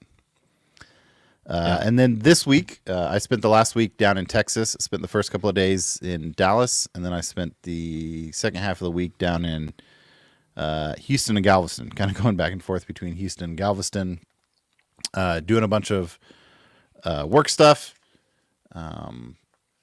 working on some old jets, which was kind of fun. And we were actually, when we were in Houston, we were actually based out of a hangar that had about 9 or 10 BAE Hawks. And so I had to shoot a quick note out to see if anybody was well versed in the Hawk enough to give me a ride. And I was hoping Captain Nick would jump on a flight and come over to take me around the patch, but I'd love to try that again. Yeah, it was a aerospace firm that does both testing and adversary training with the U.S. government, and they had procured like I said, about 8 or 9 or 10 Hawks from the Republic of Korea Air Force, I guess, when they were upgrading. So it was neat to watch them operate also as we were doing our stuff. Cool. And then, got home last night late, still trying to recover from a long week of work. Yeah, I bet you're tuckered out. Yeah, we were really happy that you were able to join us for this morning's recording, Nick. Yep. All right, excellent. What have I been doing? Okay, well, of course, I do my thing, and did that last weekend, and I'm going to be doing that again in just a few hours today, and pretty much most of the day tomorrow. But I was able to have a mini meetup with one of our community members. His name is Harris Bergman, and I've seen him at several APG events, and I've also met up with him once or twice before to have coffee, and we did that again at Starbucks. He said, it's been a while. The last time I saw you was at the 500th episode, 80 episodes ago. And so let's get some coffee again sometime soon. And I said, okay, how about tomorrow? How about Friday? So we met up and talked for about 2.5, 3 hours or so. It's amazing how quickly time passes when you're engaged in really great conversation. Yeah, this is what we do every week, right? Engage in conversation for 3 hours, and it really does fly. So it was very nice to meet up with you, Harris. It didn't record anything. It was more of a personal kind of get together and visit, but it was nice to hear all the stuff happening in his life. And that's pretty much it for me. Not too busy. Oh yeah, Nick, would you like to talk about last week's cover art, which is interesting? You gave me some interesting possible titles, including something to do with booty, booty run, Steph's fault. or a booty loop. Yep, booty loop. And I thought, well, okay, I'll try and put some booty in it. And we also had a stripper pole. Yeah, Tim Van Ram suggested that, of course. Exactly. Who else? So I thought initially of putting a striped pole in, thinking, well, that'll be covered in strips. But in the end, I went with a lady pole dancing her way out of an aircraft in lieu of the normal inflating slides that we escaped from. So I thought in the unlikely event of an evacuation, I was... yeah, exactly right. So we got a bit of a stripper pole, a bit of booty, and a bit of an evacuation in there. So It all comes For those together. who are the number hunters, I seem to be concentrating on little windows at the moment. So there's a little window in the door, and if you can, if you zoom I should have your been ready for browser this. into Okay, the let me, little window on the door, Okay, hang I on. think hang you'll on. find All right. there. Yeah, Liz is concerned about this woman's footwear. Yeah, and we emergency often evacuation. we did actually talk about people who walk around the aircraft in bare feet, particularly going to use the facilities, the bathroom, in bare feet, paddling around on everyone else's drips. So, yeah, not ideal. Don't do that, people. It's horrible. I love that.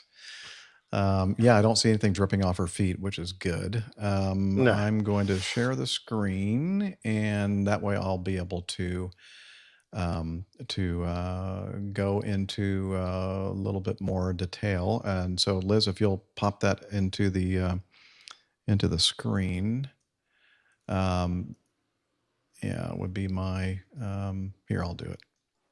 Boom. Oh, you did already. Okay. And so now, Nick, please direct me to where I should go to. Near the lady's head. You want to zoom in on the little window the cabin crew used in the door to check to see if it's safe or not and to pass hand signals. Right here? Oh, look at that. Oh, it almost looks like a reflection, 579. There you go. You see that? Nicely done. You've got your cursor in the middle of it, but it is indeed there. Oh, I'm sorry. I didn't know you could see the cursor in there. Yeah. There you go. 579, that was the number. And then, of course, let me move over here. Oh, no, that doesn't work. And there's a nice view of the pretty lady. Yes, and there, of course, is indeed Acme logo. Yeah, very nice. And what do you reckon the airplane is? I wasn't sure. Well, it's got to be some kind of an Airbus because of the way the door pops out and slides back on the fuselage. Yeah, you might well be right. I'm not sure what kind. Is it a narrow body? Maybe a 320, 321? Well, like that? it started off as a KLM aircraft before I messed around with the colours, but so I'm not sure what is in the KLM inventory. Could well be it looks Airbusish. Yeah, it does look like a narrow body Airbus from what I can tell. Okay, Hooray. So now it is time to do a little bit of coffee fund action, and I press this button right here.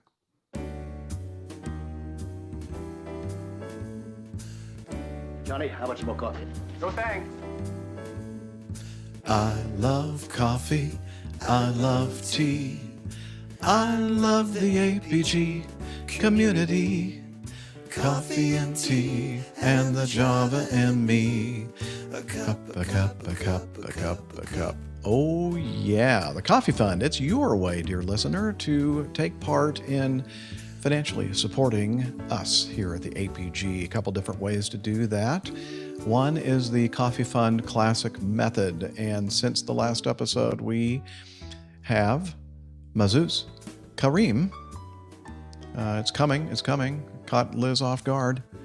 Here we go. Mazuz Kareem used, as he does every month, another nice, generous donation from Mazuz, Dr. Kareem. Thank you very much, sir. And the other way to participate in the Coffee Bar Club or the Coffee Fund Cadre is to become a patron of the show via patreon.com. And we have a new producer, and that would be Chris Ott, who is my Airbnb extraordinaire host up in New London, Wisconsin. That's where I stayed while I was up in at Oshkosh this year. And yeah, I should be paying him, Liz. You're right. Anyway, thank you, Chris, for becoming a producer of the show. We really do appreciate that. Hey, if you want to do the same, please head over to airlinepilotguy.com/coffee. You'll be glad you did, and we will too. And now, let's go to some. Actually, why don't we just take a quick break in case anybody needs to. I know it looks like Nick is taking a physiological break, Captain Nick. And Camacho, do you need to take a break or are you all right? Yeah, probably real quick. Yeah, okay. Excellent. And I'm going to pop Liz back here in the stream. Ha ha. Yeah, you need to unmute in StreamYard. And choose. Okay, there we are. Hi. Yeah. Hey there. Hey there. Oh, there's Nick back. Oh, look, Nick's already back. One Captain Nick's Nick back. is back. One Nick's gone. Okay. And Good I'll show so far. I think I can wait until the plane tail. Cool. So I would imagine, how are we doing as far as timing is concerned so far? We're just coming, 45 minutes after the hour will be an hour and a half. So I sort of thought we'd start the plane tail around the top of the hour sometime. Okay. So good. We 25 can minutes, knock out some. 25 minutes of feedback and then the plane tail, and then we'll see where we're at. Okay. I'd like to ask the audience a question. Is it suitable for me to open a beer yet? Oh, yeah. Well, let's see. It's 11 plus 5, 4. It's almost 5 o'clock. It's 5 It o'clock is indeed. somewhere Almost. to the east of you. In Europe. Yeah. Very true. Yeah. I think you should be in solidarity with the Europeans. May have been done Brexit, but you can still drink. Start drinking. In solidarity with the Europeans, then I shall start with a lager. There you go. Oh, very appropriate.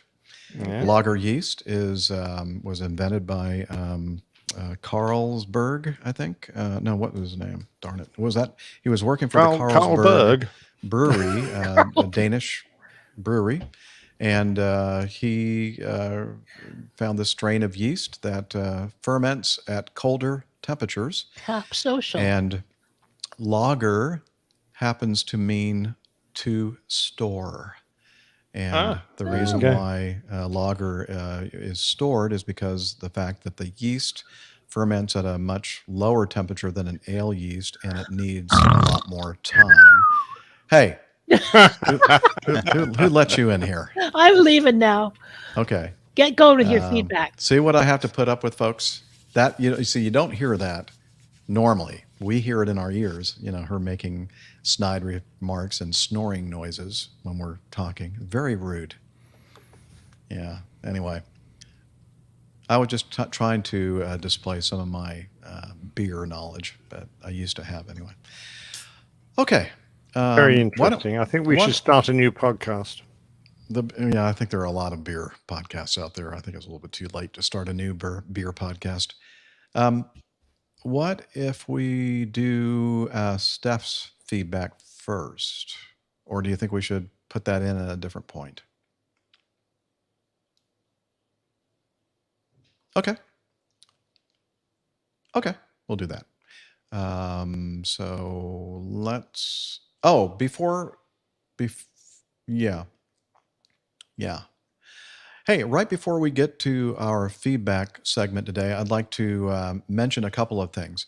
And I think I briefly mentioned this on the last episode, that one of our community members kind of made the comment, and I think it was an astute comment, that we are kind of getting away from the mostly audio only content, and we were getting more and more videos that we were playing on the program, and kind of making this more of a video kind of a show. And it's really not. This is just our platform to record the audio show, and I agreed with that concern. And so if you don't mind, when you send in feedback, we prefer the kind of feedback that's more personal, stories, questions, your aviation journey, that kind of thing. And maybe some questions you might have about something that you may have seen in the news, like an incident, accident, that kind of stuff. We're not saying that you absolutely cannot send us a video link, but we want more than just, sending us feedback with just a link to a video, because I just think it's more interesting.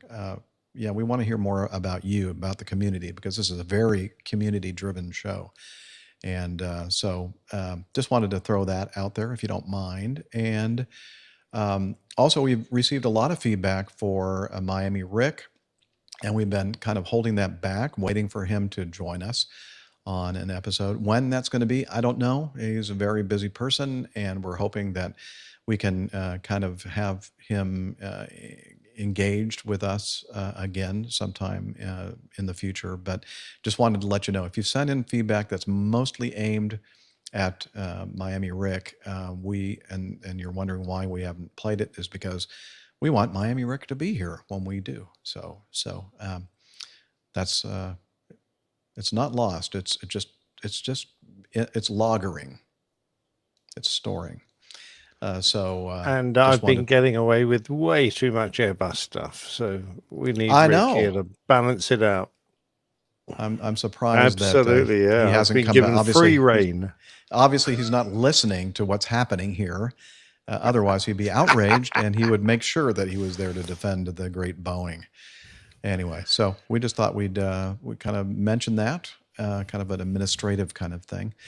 And so with that, I think it's time for us to start the feedback segment.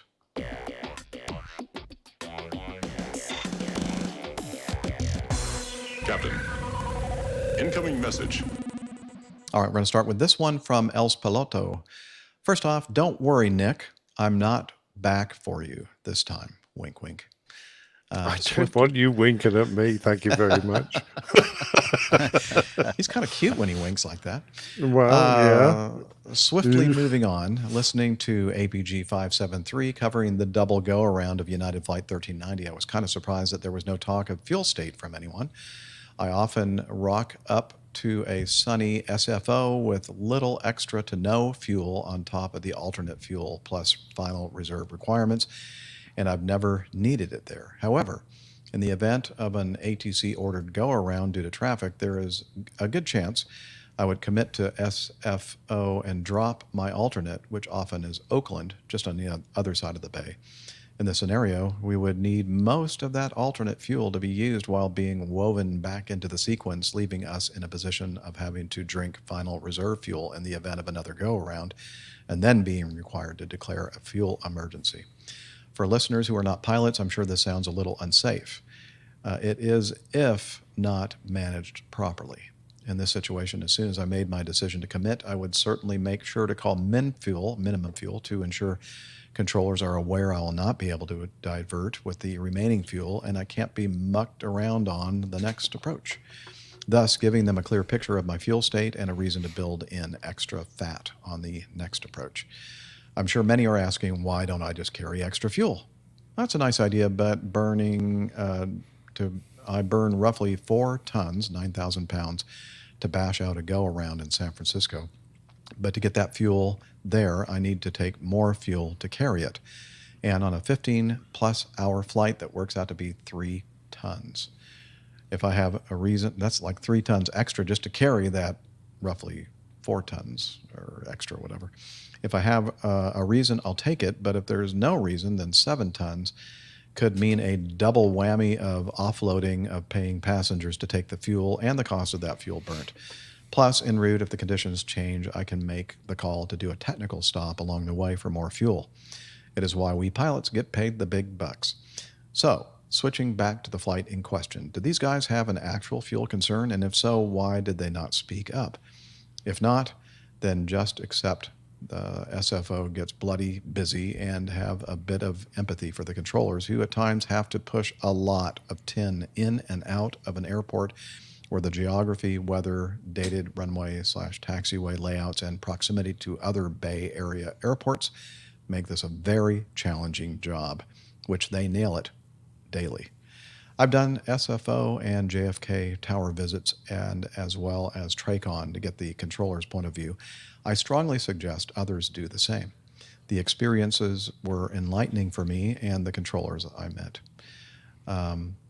Let's see, I'm sure you guys can expand further on the extra or no extra fuel debate, plus correct en route fuel management. All the best, and be nice to your controllers. Els Piloto.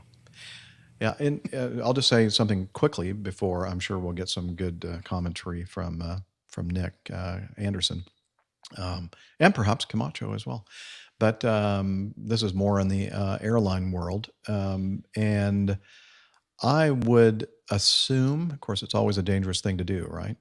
That the flight in question, the United flight, didn't mention anything about their fuel state because apparently it was okay. They didn't have any concern about declaring minimum fuel or, doing a couple of those.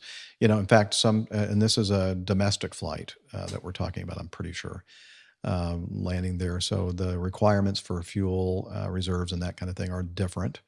And also a clever dispatcher knowing, where the flight is going to be operating will not uncommonly add extra fuel to take that into account. So I would, again, assume that because there was no mention of their fuel state and they didn't declare a minimum fuel, that wasn't yet an issue. Now, if they had been sent around another time, then perhaps we would have heard the expression of concern regarding the fuel. Now, I'll give it to Captain Nick to talk a little bit more about fuel considerations, especially for long haul kind of flying like El Piloto does. Absolutely. And El Piloto is definitely a pilot after my own heart because I've always taken an interest in air traffic control and how different places work differently. You've really got to when you're going all around the world because they can vary dramatically. I've been a track on in JFK, and I used to visit the tower at Heathrow and other places, and I always try and, if I have a problem, I used to phone up the supervisor in whatever organization that I wanted to find out more about how they ran it. Washington was a place that used to confuse the devil out of me, why they made such a hash of getting us onto finals competently, but I always got a good answer, and it was always worth passing on our thoughts on what our needs were. After all, we're the kind of customer and they're the one providing the service, and if we don't discuss the problems we have, things will never change. So that was my point of view, and I always try to do it with a very understanding attitude so that we didn't put anyone's back up, and we try to communicate so that we would both learn from the conversation, blah blah. Anyway, that was great.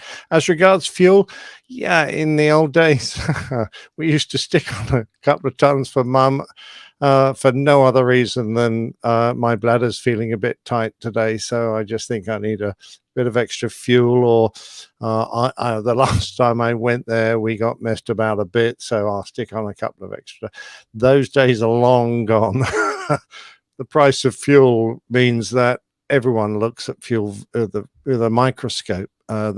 Most airlines have got a fuel panel, and their primary job is to, within the legal constraints of adhering to the requirements for an airliner, try and pare down fuel as much as possible. So all those little avenues that we sometimes had to squeeze a bit extra out of the fuel allowance have slowly been eroded over the years, which means you're often arriving with very little, considering you might have been airborne for 10 or 12 hours, with very little spare fuel. You might have, for that whole distance, an extra ton or two to count any route changes. For example, if you're just going across the Atlantic and you didn't fly the nat track you were expecting, that might be 2 tons right there, just because the nat tracks move 60 miles south or 60 miles north, because the winds will be slightly less favorable, and you'll just chew through that fuel, no problem at all. And then you don't have any route reserve at all when you arrive where you're getting. Our company was good. They always assessed the average holding time for every airfield we went to on your arrival time, and automatically give you fuel to allow you to hold. But that, of course, doesn't take into account what happens if you go around. So yeah, you're right. Going around can be several tons in a big airplane. And if you don't have several tons in hand, then life starts becoming a bit difficult. I was always terribly reluctant to give away my diversion fuel, because even on and we were allowed to, if you got, a couple of runways that were both working, you were allowed to say, right, well, I'll throw away my diversion because there are 2 runways available here. But of course, occasionally you go to a single runway airport and you didn't have that option. And then you've either got to make the decision, am I going to divert now? Because I don't have fuel to complete a go around, and I need to ensure. But often you're diverting to an airfield that's less well equipped than the one you're at. At least the one you're at, what the weather is. So yeah, I've made command decisions in the past that I would use my diversion fuel, and end up with just the bare minimum. And you're right, the calls we're allowed to make now to advise air traffic that we have committed ourselves to an airport make things a bit safer. They don't necessarily, until you declare an emergency, they don't give you necessarily any priority, but they at least the air traffickers there is aware, unless they change shift. Yeah. Oh, I forgot to tell you. This guy said minimum fuel. Right. Yeah. Oh, by the way, that plane's got no fuel. And then you have to go, oh, is this a new controller? Perhaps I should say it again. But anyway, no, I see entirely where you're coming from.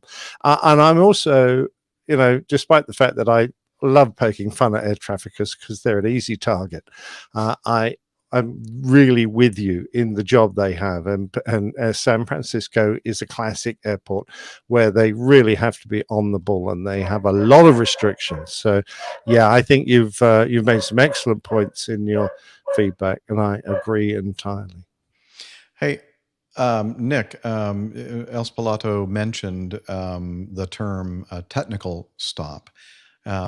Is that something you've ever done, or if so, does it happen very often? Or maybe you could tell us a little bit about a tech stop. Often used to, or went through a period certainly of planning to go to an airfield that was short of our destination, and we have fuel to get there. But as we approached it, if we had sufficient fuel, if we'd made a little fuel on the way and we could make our actual destination, then we would carry on past it. But very rarely we actually plan to go into a technical stop and take on extra fuel. After all, the passengers get really upset if they have bought what they think is a non-stop flight, then you stop. Quite rightly, they go, what the hell's going on? We're supposed to be going direct non-stop to Heathrow, and you've just pulled into Shannon. So no, not ideal to that, and we didn't like doing it. The company certainly didn't like you doing that. So, and to be fair, at 25 years and most of it as a captain, I put on fuel many times. Not once did the company ever come back to me and say, you put on extra fuel, can you justify that for me? They never did that. So I was never, so long as I felt, in myself that it was a good decision, I knew that the company would be behind me on that. Did you ever get pushback from the dispatcher? I'm assuming it's like our system where we would call our dispatcher and say, hey, just looking at the weather and the condition, I know, the weather, well, even Super Fred Driver makes the comment from our live audience, almost never give away alternate fuel, even when the weather's perfect. You never know when someone will blow a tire on landing and shut down the only runway. Can get uncomfortable very quickly. Yeah. That's true. My comment that you needed 2 runways at your airfield before I would do that. Yeah. The thing about I think the kind of flying that Super Fred Driver does in the military, from what I recall, and it may have changed, we didn't have dispatchers. We did all our own flight planning, fuel planning, etc. So that's the commander's decision as to whether to have that alternate fuel or not, even if it's not technically required. But in our airline world, for most of us anyway, we work through dispatch, and so they're 50% responsible for the operation of the flight. And so when they give you a proposed fuel load and you have concerns, At my experience at Acme, which is a wonderful airline, because I've never, ever, I've always had really good discussions with dispatchers, but I've never had anybody push back and say, no, refuse it. Because if that ever happened, I think they know that we would say, well, okay, then I hope you can find another captain to fly this flight, because I'm not going to unless you add the fuel. But it has never gotten to that point with me in my experience in over 30 years of flying in the airlines. Super Fred driver, again, in the audience, we have planners now, Jeff, but I still have discretion as to final fuel. Have never been questioned. Perfect. That's the way to operate an airline or a military airline, is to, have these discussions and, just make sure that you're operating safely. After all, you're the guy in the airplane. The Exactly. dispatcher is going to go home to his family regardless. Right. But if something happens on your flight, you're the one carrying the can. And I was going to make a point about here in the UK. No, we don't have dispatchers. We didn't have dispatchers as such, as you understand them in the UK. We had a flight planner who drew up the plan, and would often, the fuel on there would include their thoughts. I've given you an extra 3 tons here because of weather, blah blah. But we didn't have the same system, so it was absolutely down to the captain's understanding authority as to how much fuel you carried in the end.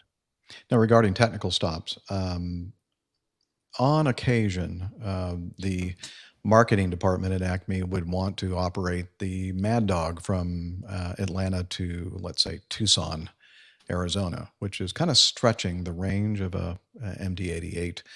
And so a lot of times, the time of year when like October, November, December, when the winds are quite strong, that time of year, it was almost, it was always planned to potentially make a stop in El Paso, Texas, to take on some extra fuel so you could make the entire flight. But we always thought, well, heck, why don't you just use an airplane that has the legs to do this instead of slapping a Mad Dog on it? But I've only had to do that maybe twice, stop and get some extra fuel. And but I'll tell you what, you really are monitoring your fuel burn very, very closely as you're making your way toward Arizona, and deciding whether or not you have to pull the trigger on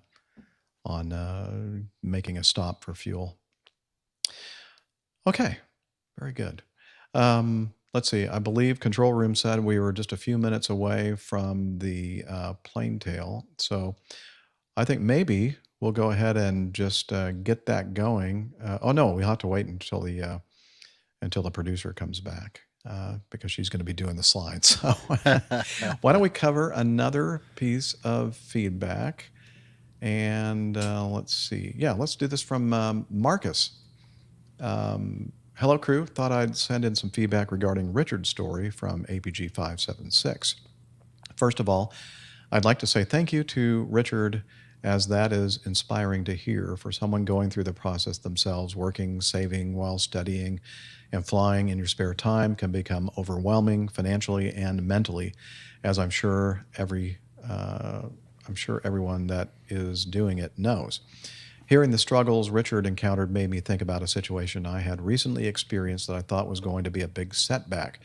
My flight school entered administration without warning a few months back and left me out of pocket by just short of 5,000 pounds.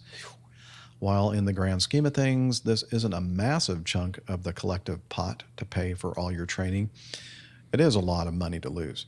I was gutted, as I'm saving everything to go to America, doing my hours building, and this would delay me another half a year or so. I'd received nothing in the way of communication from the administrators, so I had to look into getting my money back myself. After researching for solutions, he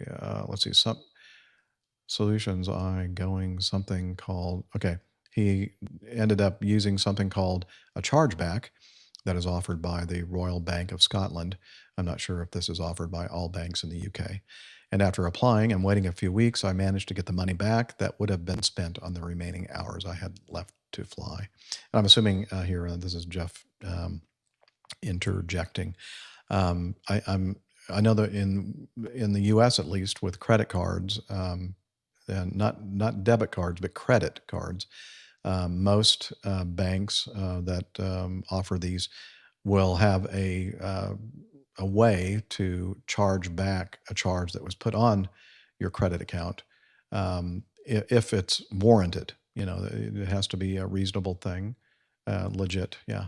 So maybe that's what he's talking about here. Maybe he charged it to a credit card or something like that and was able to charge it back. Okay, continuing with Marcus's feedback. I thought I'd share this as I know another 2 schools have entered the same situation as my school did in the UK, and thought there may be people out there who had lost money and not heard of this. It was actually my dad who found the service online, and I couldn't believe it had worked. I believe as long as you paid using a debit card, there is a variety of situations you can claim for if you have lost money for reasons out of your control. Okay, so I should have read a little bit further. So he used a debit card. That's one of those things that I'm not sure we can do a chargeback with a debit card here in the U.S. And I don't think Canada, the same thing that Liz is saying. If people do know more, feel free to pass on my email. And if Richard is willing to divulge more of his story around how he paid and worked through his commercial license, I would hugely appreciate it. Okay, Richard, if you're listening, Marcus wants to know how you paid and worked through your commercial license. Many thanks for all you guys do, for everything you do, as it helps us more than you know. Sorry for another long feedback. No, we love long feedback, Marcus. Many thanks, Marcus in the UK. And I'm glad you got your money back. 5,000 pounds. Yeah, you say it's not a heck of a lot in the grand scheme of things, but hey, that's a lot of money. You know, you don't want to. Absolutely. Yeah. Paying up front for flying is, it is a risk because not every flying school is going to still be there at the end.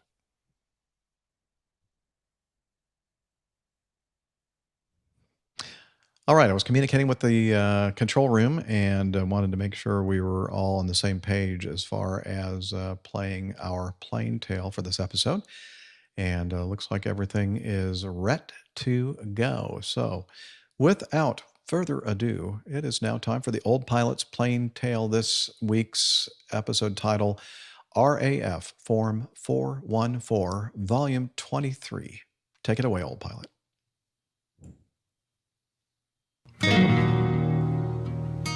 The Old Pilot's Plane Tales, RAF Form 414, Volume 23. I left you last time after we had returned with our Hornets from New Zealand, having had a very productive and interesting few weeks working with the Kiwi A4 Skyhawks. We soon settled back into our squadron headquarters at RAAF Williamtown, and started to work up some maritime strike tactics against the ships of the Australian Navy. These were early days for the Australian Hornets, and the anti-ship missiles that were to be purchased had yet to be properly integrated into the aircraft's weapons system.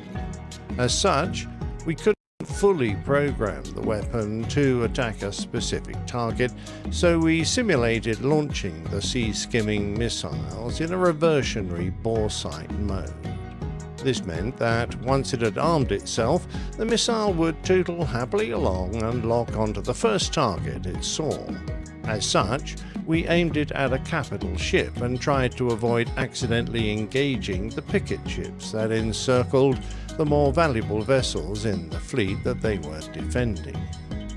Finding the fleet was always a challenge, but we left that up to our AP3 Orion brethren, who would quarter the seas until they detected a few suitable Jolly Jack tars drifting around the Tasman Sea in their scruffy scows, hiding behind the seagulls that followed their flotsam and gash. Once identified, the Orion would start broadcasting at timed intervals on HF, a coded briefing with all the information we needed to coordinate an attack. The P-3 had its own anti-ship missiles, but the idea was to simultaneously attack the same targets at the same moment to saturate their defenses so that a few missiles would get through and send some to the bottom. For us, it meant writing down and decoding all the information from the broadcast, which included details like latitudes and longitudes, the disposition of the fleet, attack directions and timings, etc.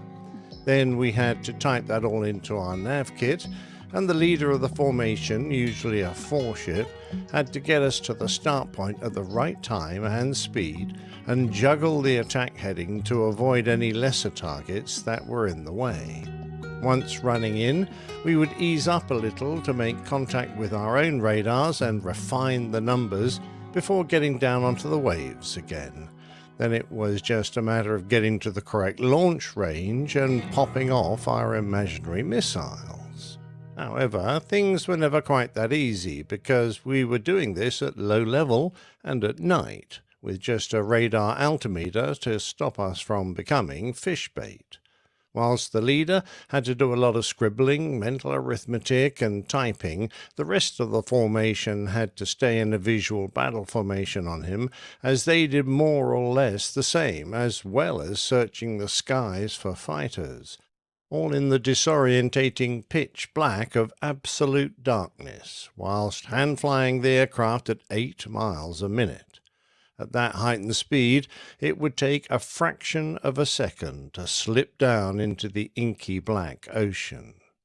After a few of these missions, we started using the 2-seaters as a lead aircraft, so that someone in the back could do all the paperwork, a considerably safer option.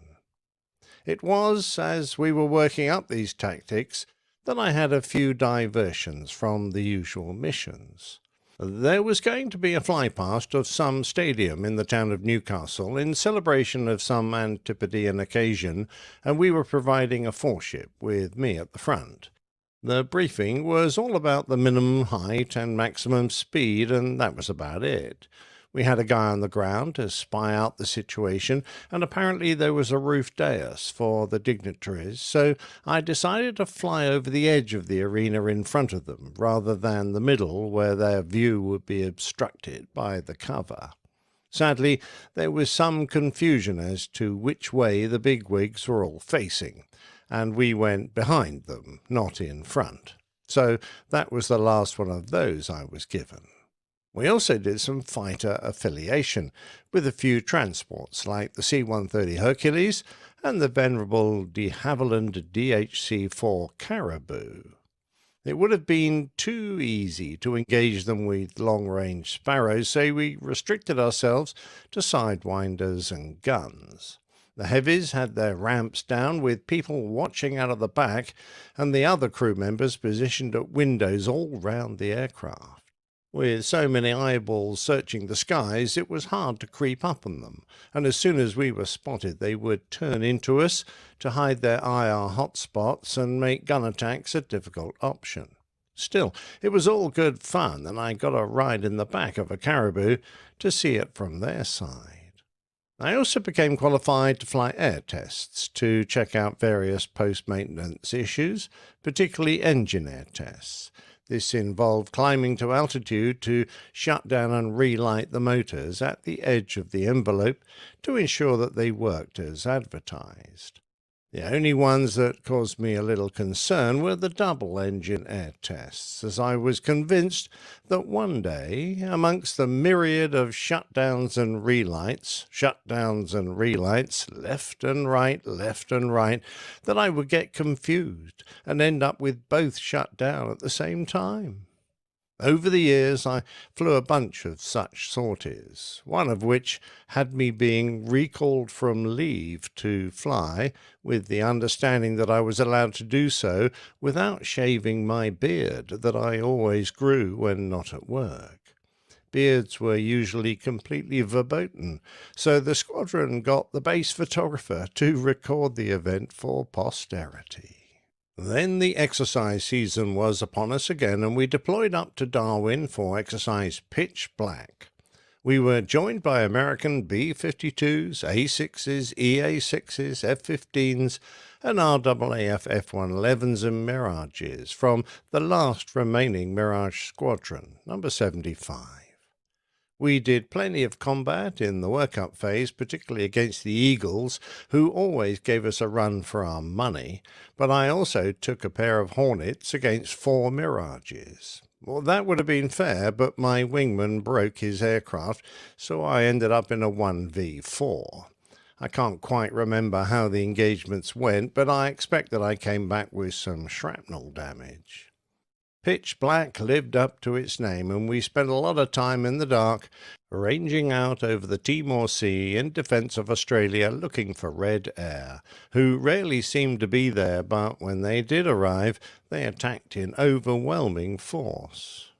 It was immediately after my return to Williamtown that I did my back-in during a 2v1 combat sortie.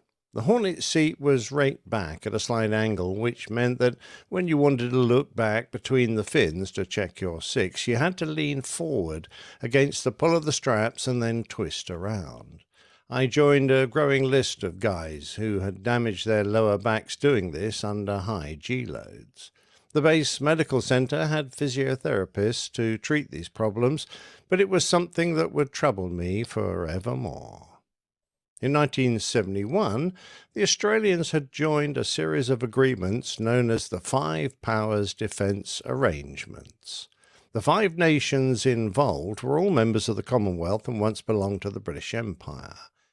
The FPDA provided defence cooperation between the countries by establishing an integrated air defence system for the Malayan Peninsula and Singapore, based at the Royal Malaysian Air Force Base, Butterworth, in the northwest, on the coast near the island of Penang. The base hosted detachments of aircraft from the 5 powers, and the Australians maintained a constant presence, deploying aircraft for 6 weeks or more at a time. These deployments were also timed to coincide with major exercises that involved the 5 powers and other friendly nations, such as Exercise Lima Bersatu, 5 United. On the 23rd of August 1988, I climbed into a 21-20 as part of a 6-ship formation bound for Bali via Darwin. A province of Indonesia and east of Java, Bali appeals to all who visit through its sheer natural beauty of looming volcanoes and lush terraced rice fields that apparently exude peace and serenity. Sadly, Bali's Ngurahai Airport didn't quite live up to that, but we didn't stay long before carrying on north up the Malayan Peninsula to Butterworth. Built just before the Second World War, the base was initially an RAF airfield that was transferred to the Australian Air Force in 1958, and following Malaysian independence in 1970, control was passed on to the Royal Malaysian Air Force, although the Australians remained co-tenants.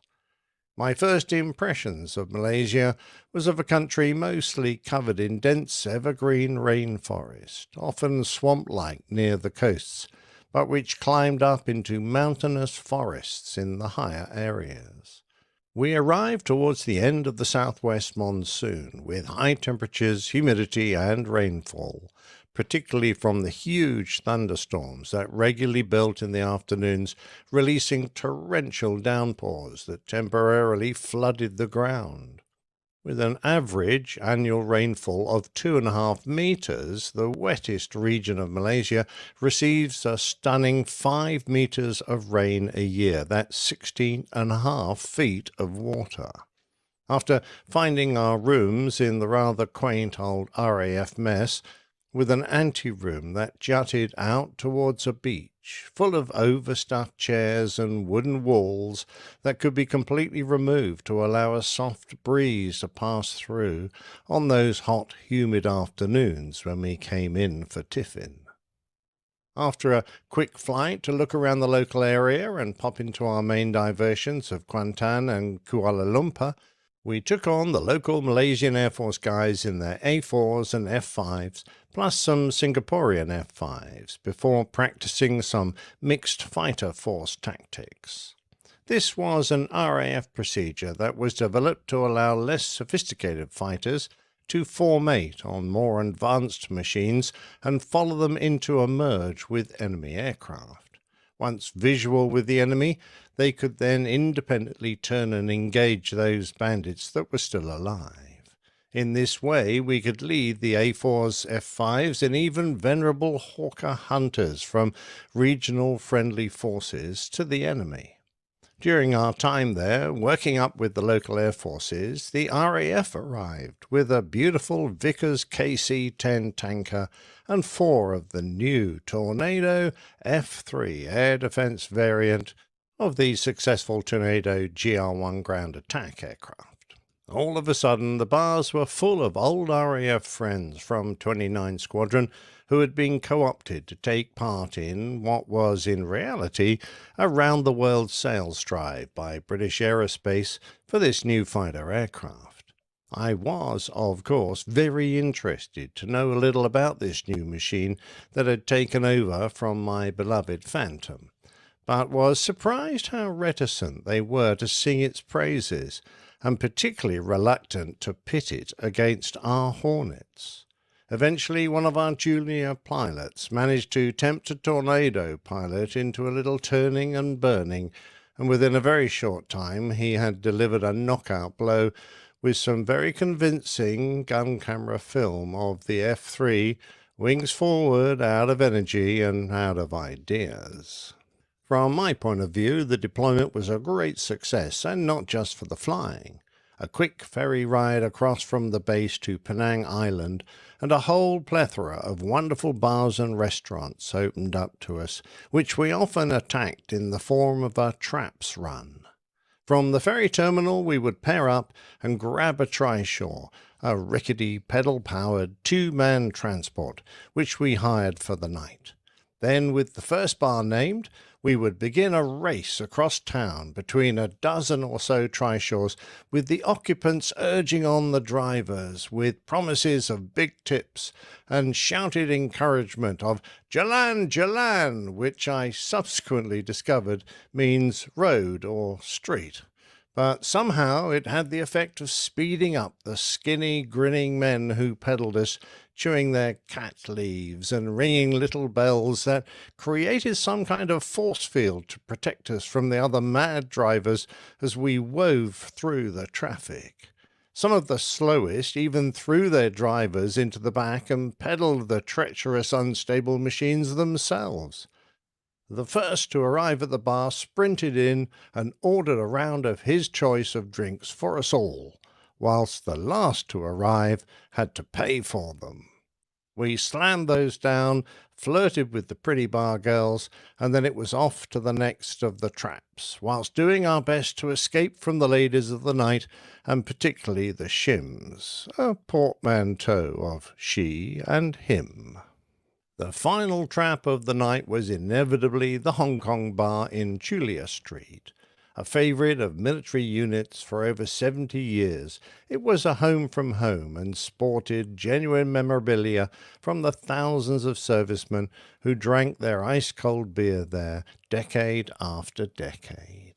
When closing time came, one of the bar girls would gather together what remained of the clientele for a photo that would go into the innumerable albums that adorned the bar, so that the next time you visited you could remind yourself who was still amongst the walking wounded at the end of a traps run. One particular memory of that detachment that sticks in my mind was on my 34th birthday, which I celebrated whilst being out there. We were drifting home from near the Singapore border at the end of the day's operation. We had said goodbye to the hunters who had been on our wings and were now heading back to Changi Air Base, and our KC-10 had topped us up at Index, so we climbed to 50,000 feet over the growing thunderstorms and turned towards Butterworth. As we drifted over the huge, bubbling cumulonimbs, we watched the tornadoes 20,000 feet below trying to weave their way around the dark, dangerous clouds as they massed across their path. And I thought again what a wonderful aircraft the Hornet was. We were chatting to a civilian air traffic unit when a voice broke through to me, deep and sonorous. "Nick," it said, "this is God on guard. Happy birthday." One of my friends, an Aussie fighter controller who had been working us that afternoon and guiding us onto the enemy raids, had cheekily accessed the military UHF emergency frequency that we all listened out on to pass a birthday greeting. All too quickly, our 6 weeks were up, and we pointed our Hornets back towards home to restart the usual routine of weapons practice, strike missions, air combat, close air support, maritime strike, fleet support, and all the rest. In the meantime, Christmas came and went. We learned to scuba dive, and Jilly discovered she was pregnant again. And my world started spinning. No, really spinning. Walking round the house at night in the dark, I found myself bumping into walls because I couldn't walk straight, even when I was sober. Bending over or turning around, I felt dizzy for a moment, but as soon as I straightened up, I felt fine. In all other things, I was on top of the world, but then I was climbing into a jet for a 2v2 combat mission. I was standing on the aircraft seat, doing my ejector seat checks, and when I finished, I turned around to face forwards and sat down. For a gut-wrenching moment, the airfield span around me for 2 complete revolutions before it settled down, with me hanging onto the canopy rails for grim death. I couldn't deny it anymore, and the realization that my flying career might have ended hit home. I had vertigo.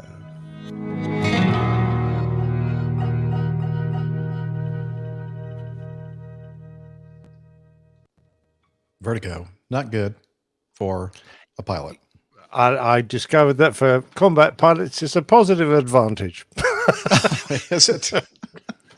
Well, I went on and flew that mission. And it was only afterwards that I got home, I thought, that was probably a silly thing to do. Yeah, probably. Yeah. Yeah. I'm sure it's the only silly thing that you've ever done. Well, I've got a few more. But that brings back great memories. Then I did love Malaysia. I love the Malaysian people, very generous people, wonderful country. And we did have a ball there, no doubt about it. Little disappointed I am that you didn't have any photos of the bar girls there. Well, yeah. Well, don't forget, Julie kind of watches every now and again. Oh, okay. Well, okay. Wink, wink. We'll go ahead and review this in the future. Yeah. So it's best we don't do that. I'll send you some on the QT. How's Thank you. Thank you. No trouble. All right. That was great. And as I've always said, I really enjoy the RAF Form 414s, whatever, volume 1 through 23 now. Wow, that's amazing. Thank you, Jeff. I'm spending some time on the Hornet because it was the 3 years, the best 3 years I did in the military. So, there aren't many more to go, and then I'm afraid I'm going to get onto the Tornado. Oh, no. Well, let's do, can't wait to hear about that. Let's see, why don't we do another live feedback, live, so, and then we can do the one that Steph and I covered last night. So, number 6. This is from Sam Dawson. Let's see. Sorry, I missed the London meetup. Unfortunately, my flight was so delayed due to weather and maintenance that combined with an early show the next day. If I'd traveled from my hotel for the meetup, I would have done the Clark Griswold nod of the head and turned around to head back. In episode 577, someone asked about flying with your spouse. A tale about that. My wife and I met as lieutenants in the U.S. Army in Korea. I was a pilot, she a quartermaster officer. After our return to the U.S., we continued to date, and after she served in the Gulf War, we got married. At the same time, she was accepted to flight school, where it so happened I was an instructor pilot, an IP, in the UH-60 helicopter qualification course. Recipe for disaster. Yeah. During the instrument phase of her training, I thought it would be a great idea to sneak my wife into the simulator for some extra instruction. Boy, was I wrong. I set my wife up in the simulator and soon had my pointer out giving corrections. Well, oh, really? What do you mean? Is that a euphemism? Or we call it suggestions when you're married. Yeah. Okay, so he had his pointer out giving corrections. A tap on her attitude indicator. Watch your pitch. A tap on the VSI. Keep your VSI in the scan. Then another tap. Keep the scan going. 1, 2, 1, 2. Always back to the attitude indicator.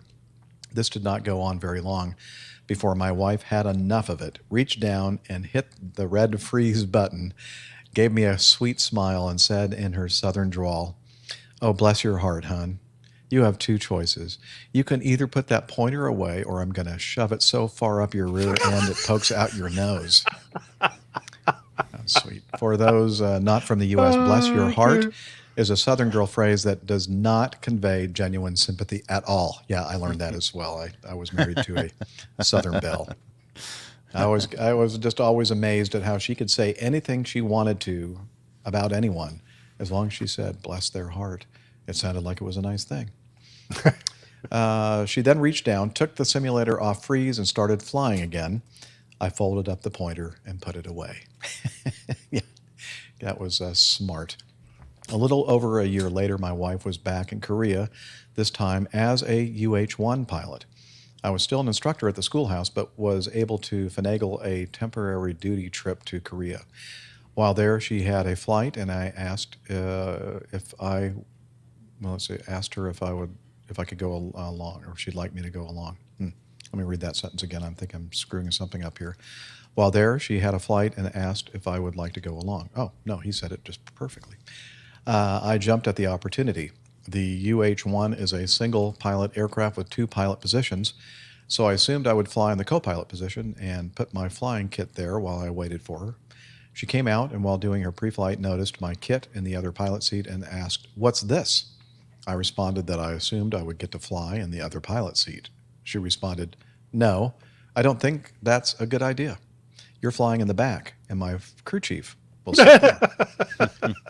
She also made it clear that backseat flying would not be welcome. Okay. My wife was a great pilot. Her helo pad in Korea was by a swamp, and on one occasion she experienced a compressor stall at about 100 feet and had to do a 180-degree auto rotation back to the landing pad. Later, she was one of the first females to fly the OH-58D Scout/Attack helicopter and was the first female to command an OH-58D troop. As a major, she walked away from flying and became a military doctor/orthopedic surgeon. Wow. And yes, we're still married. Wow, good for you, Sam. Wow. Found a good one. Keep the sunny side up and the dirty side down, Sam. Wow. Oh, absolutely. What a high achiever. And yeah. What a lucky man you are, Sam.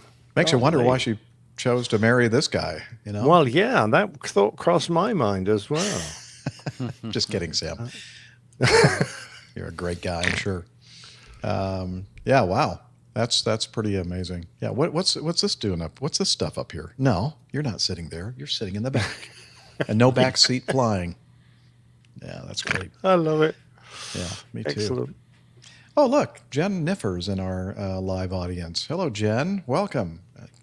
Tales from the Terminal, her blog. Okay. Oh, yeah. Yeah, let's go ahead and resume our pre-recorded recording from segment, thank you, from last night. And Steph and I cover another piece of feedback. So here we go. Let's, fingers crossed, see how this works. Yeah, always striving for that happy ending. Here we go. Where is it? Hey, it's getting to know us time. time of the show. I forgot. We never did Steph's getting to know us when we did the getting to know us. Like, I know I'm gonna play it, and then I'll get it all in the right order when I do the audio, or we get to find out what everybody's been up to. And Steph, let's start with you. All right. Well, what have I been up to? Actually, I was on the show the previous week, at least for part of it, right? So I don't. So you were doing nothing between last show and no, I did a lot of things. Oh, okay. I was supposed to have been flying last weekend. However, our airplane came up against its 100-hour maintenance, so was unavailable to be flown for the weekend. And we ended up bringing in another caravan, basically identical to ours, but came with its own pilot for the moment, even though we're going to be leasing it on a more regular basis. So that pilot flew it for the weekend. I did go out to the drop zone just to, because he had not flown at our drop zone before, and we have some kind of special considerations with our letter of agreement with local airspace and Charlotte air traffic control. So just to make sure he was up to speed on that, rode for a few loads with that pilot. And then did a couple of skydives myself for the day. So that was a nice, unexpected break. But then the owner of that aircraft, even though it's identical to ours, he does his own checkouts with pilots before allowing us to fly the airplane. So he came up this week, and myself and our chief pilot got checked out on his Caravan. So ours is still not back from maintenance. So it wasn't my weekend to fly this weekend. But because I'm the only weekend pilot now currently checked out on the airplane that will be available, I will be, I'll be flying this weekend, which is why we're doing kind of a separate thing here, depending on how seamless things have been transitioned together. But folks will notice that I'm not joining in with the rest of the crew here when you guys do your recording tomorrow. So. They would not have noticed. Yeah, Jeff has to show up exactly the same, background the same, shirt the no same, problem. Everything. I've been wearing the same shirt for 2 weeks. So, but it looks like a nice weekend for flying. It's going to be hot. They're talking about like heat index like over 100 on Sunday. Yikes. So I won't mind being at altitude for most of that time because it stays pretty cool up there. Excellent. Other than that, just the usual, 9 to 5. Well, my job's not 9 to 5. We'll call it 7:30 to 4:30 craziness of my day job. It's been busy. Yeah, it's been busy doing the backstabbing thing. Mm-hmm. So, and no marathons or? Actually coming up. So we're about to turn the corner into fall, even though it's going to be ridiculously hot this weekend. So fall is marathon season. A couple weeks out from big marathons, Berlin, Chicago, some other stuff in the fall. But next weekend, I'm actually I entered the lottery for the Falmouth road race, which is a 7-mile race up in Cape Cod. Kind of has a long history. It's an odd distance, just runs through town every August, and I got in through the lottery, so I'm going to go up for the weekend and do that. It'll be a little different. So that's my weekend next weekend. Clam chowder. I'm going to get some lobster roll. Visit with the hobnob with the Kennedys out to Martha's Vineyard, and I don't know. Nice. Yeah.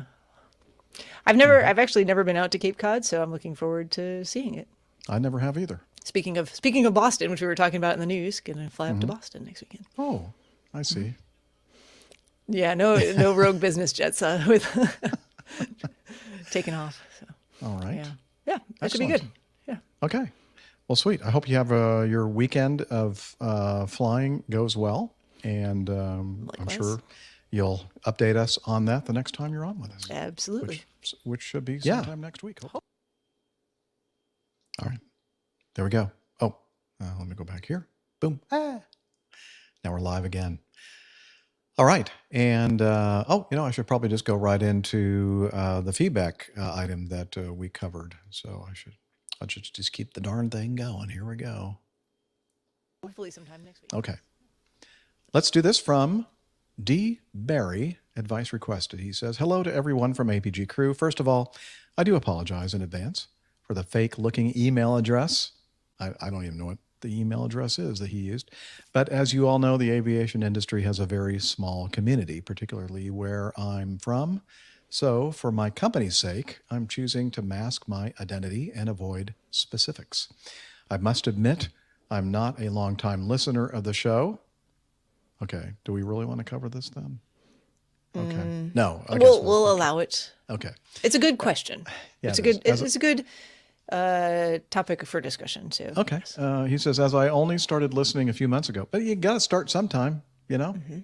But I keep finding myself coming back for more and looking out for new episodes. Oh no, you know what he's got.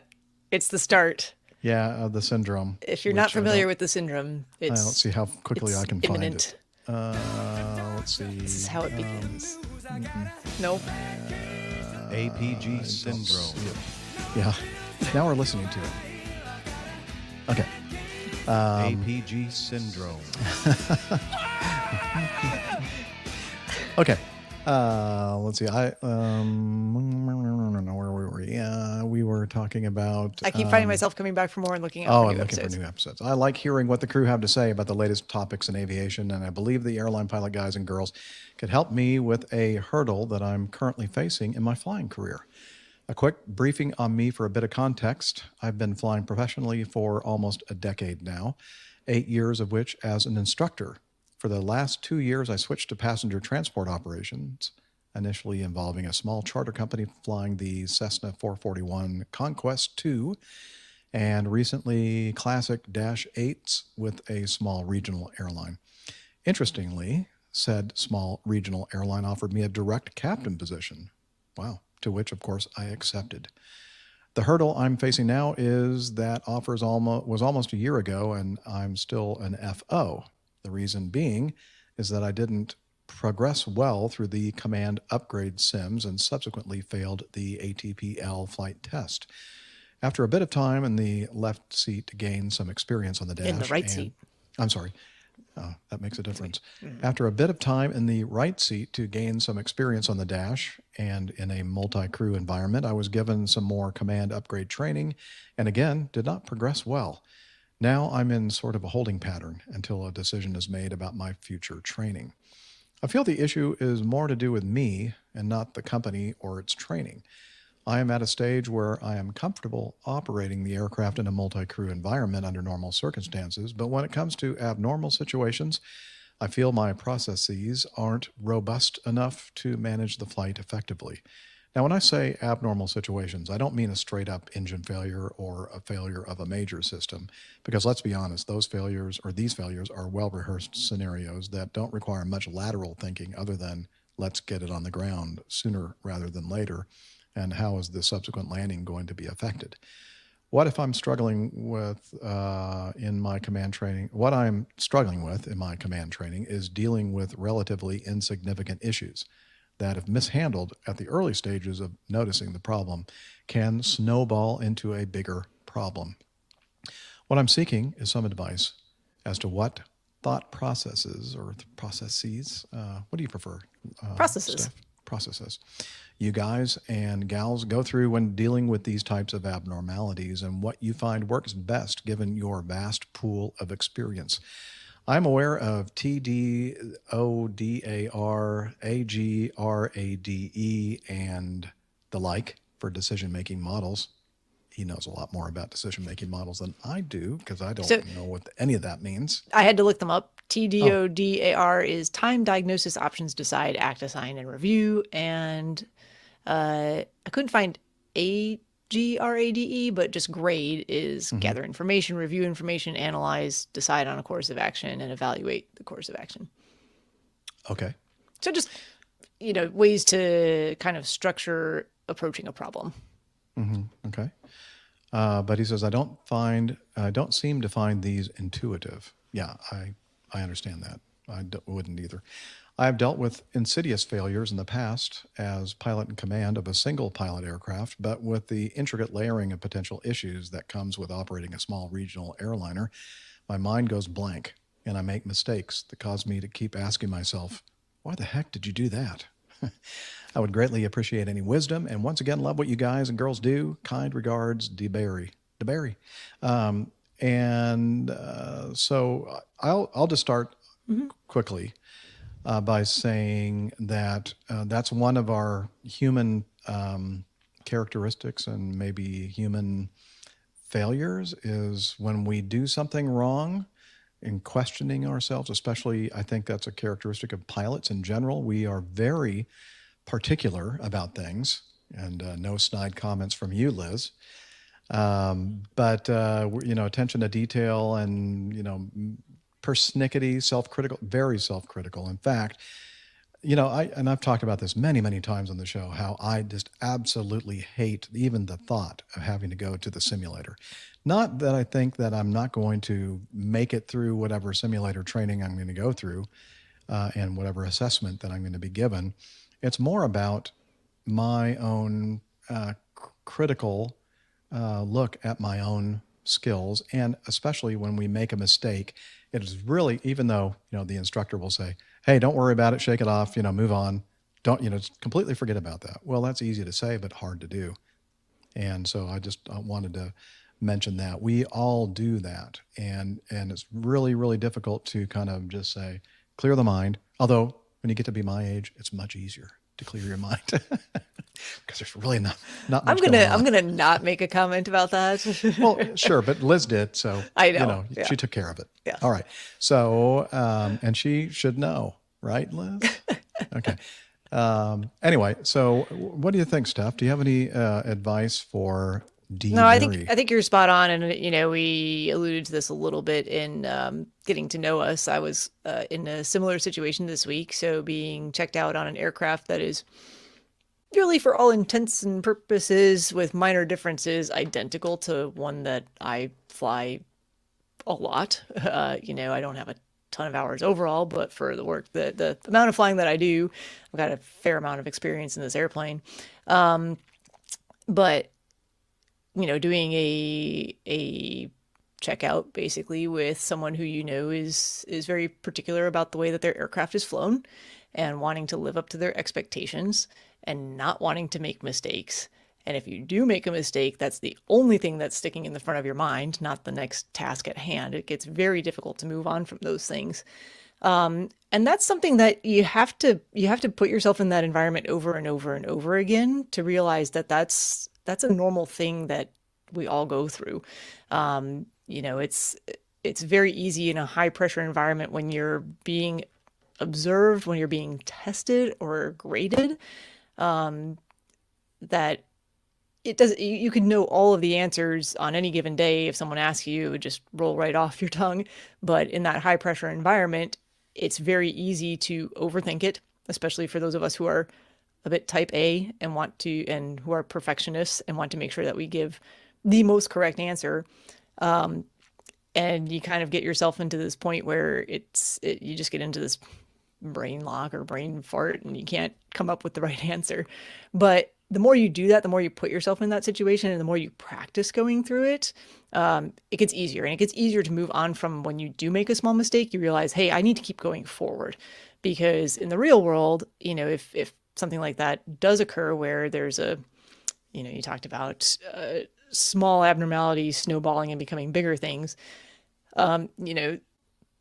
we talk about these types of, if it's an actual incident, all the time. You have the Swiss cheese model where things start to line up, and that, Funyuns. So I'm sorry, let's do Funyuns. You have the Funyuns and they start to line up.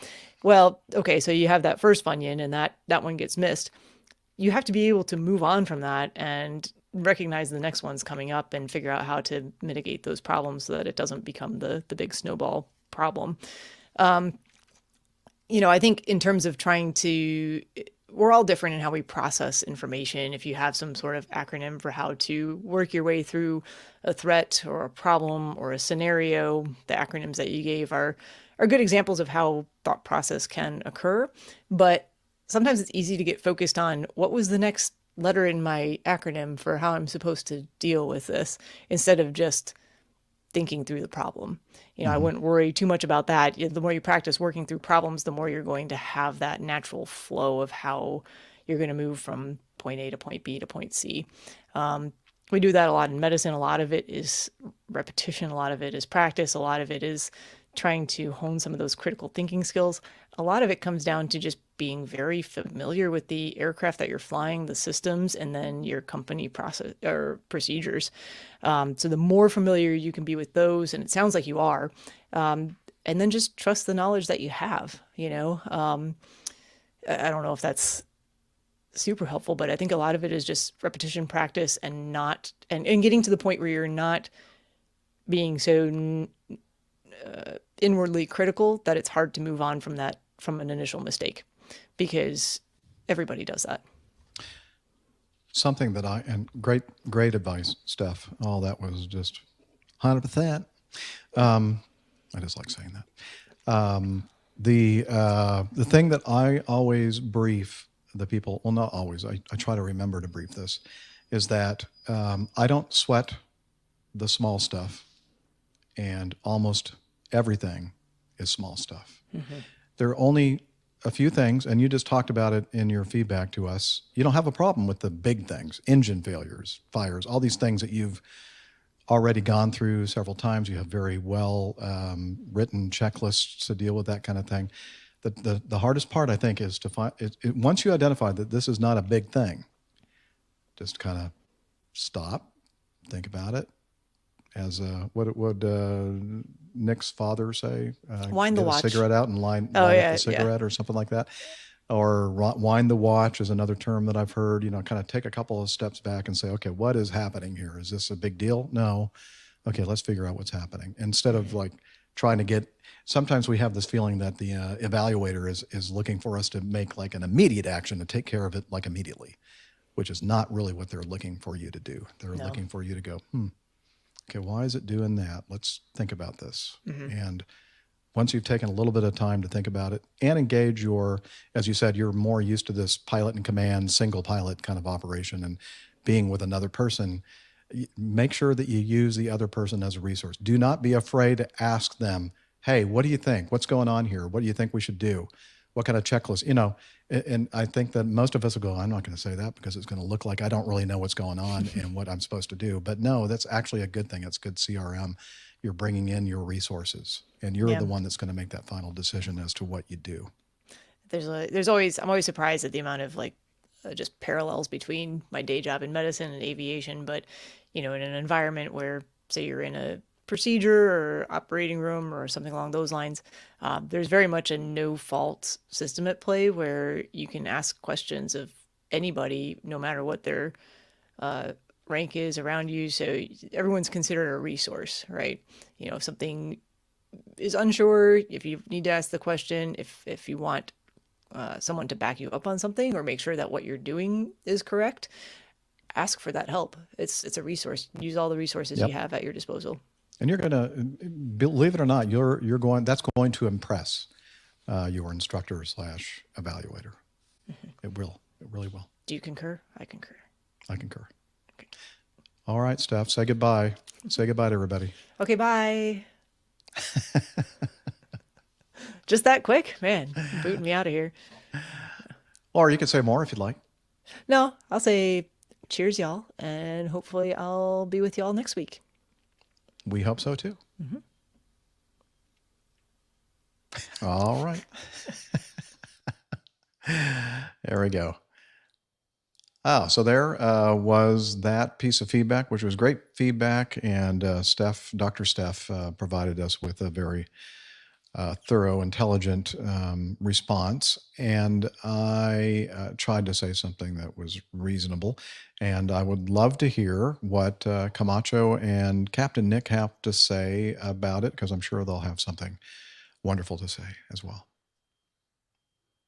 You go ahead, Nick. Yeah, I mean, I agree. I agree with both of you.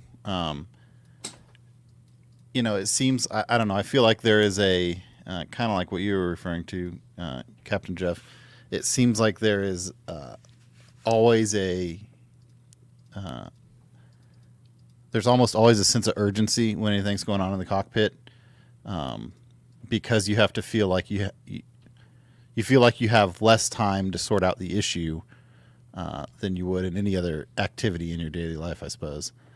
And you mentioned that he had the big ones kind of under control, and he was just struggling a little bit with the smaller ones. But I think one thing to keep in mind is that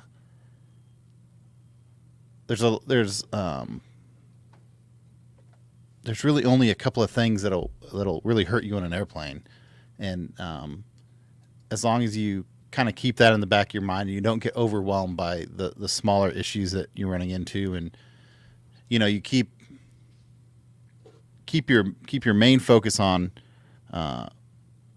flying the airplane and accomplishing the things that'll keep the airplane in control and keep the airplane flying, you really have plenty of time to sort out any other issues you have. And I kind of think back to like when I was doing multi-engine training, of all the stuff that I've done, probably the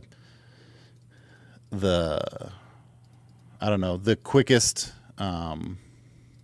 the failure with the fastest response time that I've had to deal with was when I was doing multi-engine training and having an engine failure either on takeoff or, at lower altitudes in multi-engine airplanes. And even there, I remember the instructor being adamant about being consistent in your flow and verifying your data and verifying your action prior to doing it.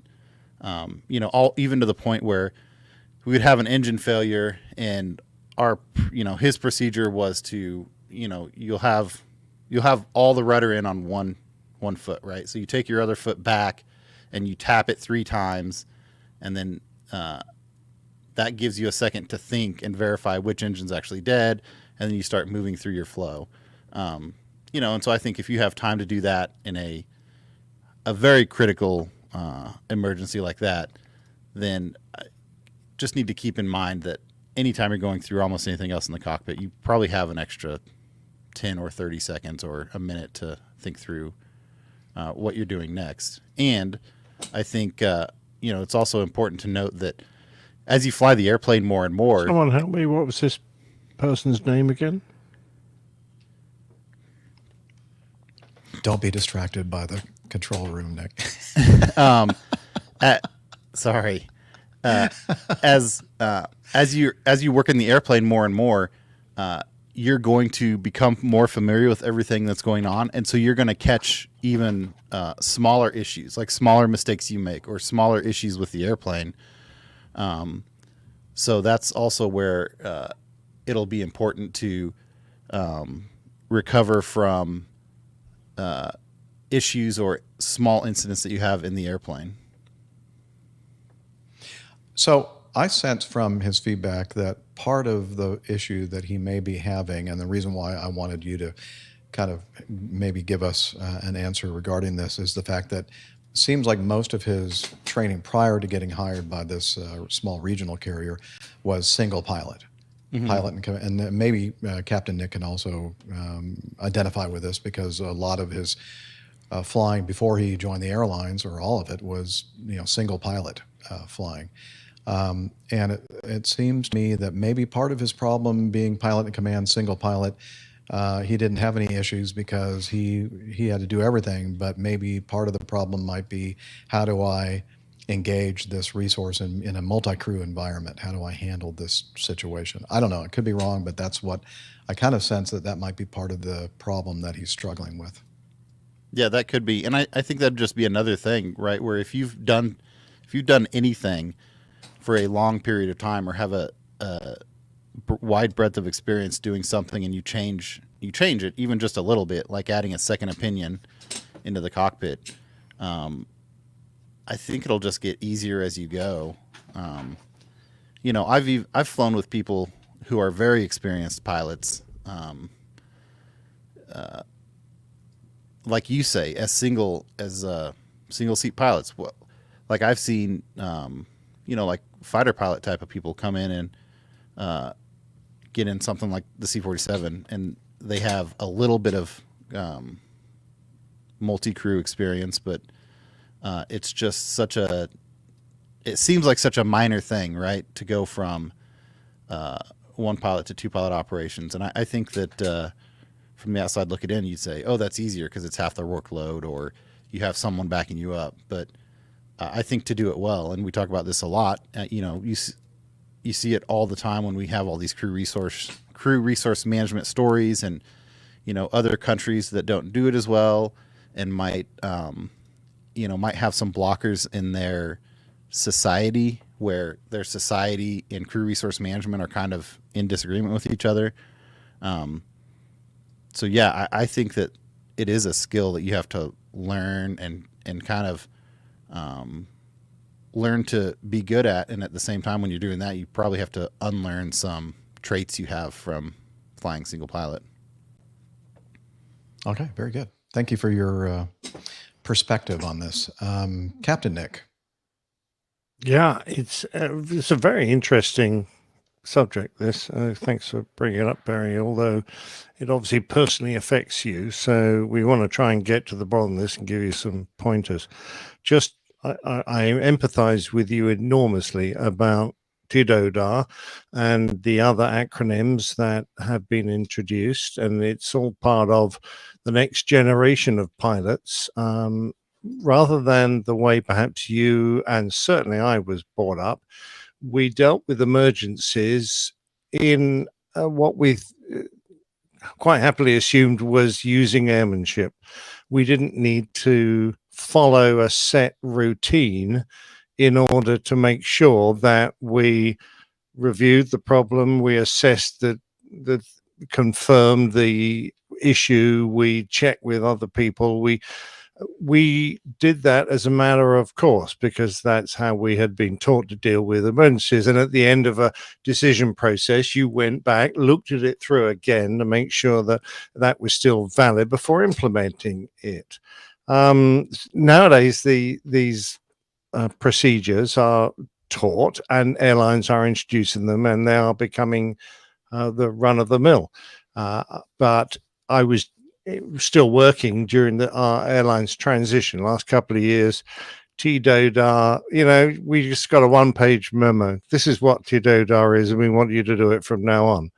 And I'm going, oh, hell's bells, okay. I really don't understand the need for this. I'm having to now try and forget 25 years of airline flying, let alone the preceding 20 years of other flying. But you kind of do your best, but it's very hard sometimes to teach old dog new tricks. Anyway, so I feel for you. However, it's probably best, since this, you're starting your career on the airlines, this is going to be something you will carry with you or have to perform from now on. So probably best to embrace it and memorize it. When it comes to handling small problems, you're not really going through all the full 9 yards of, an emergency. I always found that with a small issue, the minimum equipment list was my Bible, and gave me, usually, depending on how well it was written, all the information you needed about a snag to help you make that decision. But never make that decision on your own if you can possibly avoid it. Involve everyone around you, because the more people who are involved in the decision making, the more you share the responsibility. So even if it's something small, try and get onto the company, try and get the engineers there to give you their advice to help you through, should I accept this, should I not, what should I do about this, etc. From that point of view, though, ultimately it will rest on your shoulders. And I just say to you, be a Captain Rick if you can. Become highly competent at the technical side of how your aircraft operates, so that with that knowledge comes confidence. With your knowledge that if this fails, the repercussions will be, if I now get a subsequent failure on this system, something's not going to operate that will restrict my ability to land, to go a long way, to trim the airplane, whatever the feature is. And it's that kind of background technical knowledge that armors you against making bad decisions and gives you the confidence that you need to kind of progress. So that will deal with, all the secondary considerations that come with problems. And having involved everyone and come to your own conclusion as to what you think is right, make a decision with confidence and apply it, but never forget that you need at some point to review that decision, because situations always change, and you should never be single-minded, having said, right, this is our course of action. Never feel you will look stupid wavering from that, because now, oh, okay, that runway is not available. All right, what's the other runway is a bit shorter. Are we still going to be able to do that at this airfield, or do we need to divert? All that kind of consideration. So, you know, that will come with experience, and I'm sure you have it within you. You need probably to regain a little confidence, and I wish you well in that. So all the best for the future. I agree as well. And iHall Boxes in our live audience makes a good point. CRM, 1, are you seeing what I'm seeing? 2, what you do, would you do what I would like to do? And 3, are you happy with what we did? Repeat. Yeah, use your resources. You know, make sure that the way you're analyzing the situation is the appropriate analysis, as Captain Nick so eloquently just said. And the other thing that you mentioned, old school, we didn't have all these models and everything else. In fact, when I first read those acronyms, I think I have no idea what the heck this guy's talking about. And what I remember and what I recall from basically the start of my flying was stand up. They present a situation and stand up in the military, and you stand up, sir, I'd maintain aircraft control. 2, analyze the situation. 3, take the appropriate action. 4, land as soon as conditions permit. And again, that land as soon as conditions permit, that's a dynamic thing, right? If it's you've lost an engine, you're on fire, something that land as soon as conditions permit is a very important thing. In a lot of situations, most all these situations, other than those big ones, those time critical ones, it's just being able to analyze everything and make sure you've done the right thing and don't rush yourself. And then Jennifer in our audience says, I wonder if there are any independent courses outside of the airline on CRM and decision making that can provide practice and advice and confidence. I don't know. There very likely might be. I don't know. All right. Thank you very much again for the anonymous feedback there, and we completely understand that. And we hope that you can kind of give us some feedback as well, and see if any of that advice helped at all for you, Mr. Barry. All right. We're going to end with some audio feedback from our good friend and fellow podcaster, Grant McCarran. Greetings, Jeff and crew. It's Grant from Plane Crazy Down Under, and yes, we're back on the airwaves and producing episodes, having kicked off Series 2 earlier this year. Woohoo! We're back, baby! Now, in case anyone is wondering, I must confirm that my solicitations and felicitations to the APG crew do indeed extend even to that old carmagen with the less than salubrious views of hot air balloons. What's a carmagen? You all know who I'm talking about. Now, I've taken a few RAF fighter pilots up for a flight, and they've all survived. Some even thought it was quite an amazing experience seeing how we could go in different directions just with only such 50 to 100 foot of elevation change. But hey, given I'm way down here though, I might have to beg a favour from my friends who fly commercially up around the Nottingham area should Nick wish to experience humanity's first form of flight. I think it would be good for him to see just how we plan and execute our flights using those gentle winds at different altitudes for our propulsion and steering. I think I'm safe on that one. But meanwhile, on a completely different topic, the discussions about avoiding excess baggage reminded me of leaving Chicago back in 2011 after having attended Oshkosh. At check-in for my flight to LAX, I was advised that my luggage was overweight, mostly due to all the aviation books I'd picked up while at that mecca of aviation. The kind lady told me I could transfer a few of the books from my checked luggage over to my carry-on, as that would solve the problem. Not wanting to raise the question of total weight in the aircraft, regardless of where my books were stashed, suffice to say I transferred enough to get the bag's weight under the limit and consigned myself to having to lug a few extra kilos on my carry-on, probably shoving it under the seat in front and losing a bit of leg room. Oh. Well, imagine my surprise when she handed me my boarding pass and then told me to take my luggage around the corner to the baggage drop area. What? Yep.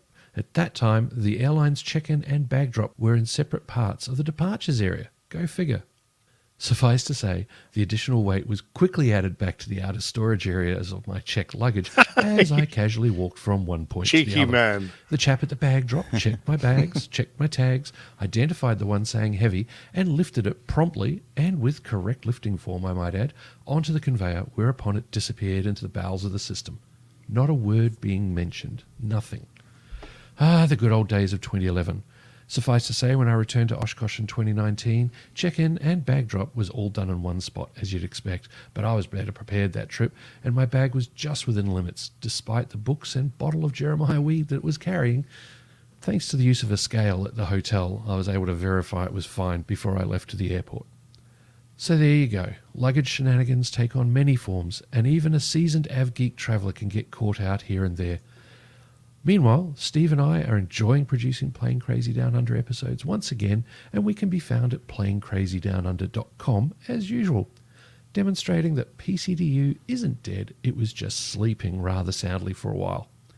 Okay, folks, thanks to Jeff for letting me shamelessly plug our return, and thanks to those of you who have listened all the way through to my ramblings. For Nick, let me know if you do want to experience why balloonatics have been looking down on people since 1783, and I'll see what I can do. Just remember, folks, it's what's down under that counts. It's a good one. What a joker. As if changing altitude changes your direction. None of them will change your direction to the way you actually want to go. But there you go. It will change your direction, though. It will, yeah. I've never worried about conceding that point. Well, it's so great to hear that Plane Crazy Down Under is back after its absolutely. In fact, I listened. Sounds great. Those two chatting away. Yep. And we're very happy to promote our brothers in podcasting, aviation podcasting, down under. But in I fact, like that. Did it's you down under hear what counts. Our piece got played on their first show because they kind of reviewed all the messages people said that they sent that they never put into their last show. They played it in their first show. And, I did not. I haven't listened. It was since the they've been APG crew all saying, how sorry we were. Oh, and I was good. singing Waltzing Matilda, and it was good. Okay, well, I'll have to take a listen, and I think all of you listening to this show, should do the same. Please subscribe, give them some love, and I know that the community is great about doing that. It's a very inclusive and loving community out there, supportive. Yeah. Okay. It is time to wrap it up, Liz. Let's go ahead and talk about our website, airlinepilotguy.com. All right. Join us in the video when you want, Liz. And it's a place where you can go and you can see all kinds of stuff. Lots of information about the crew, the community. We have the community calendar. We have the library. Miss Tiffany is our librarian. And we have more information about each of the plane tails. And oh, by the way, I have to apologize quickly. I in the midst of publishing one of the plane tails, you can get that as a separate feed if you'd like. And I didn't ensure that the entire length of the file was uploaded to the media server. And so it cut off like about 4 or 5 minutes before it was actually supposed to.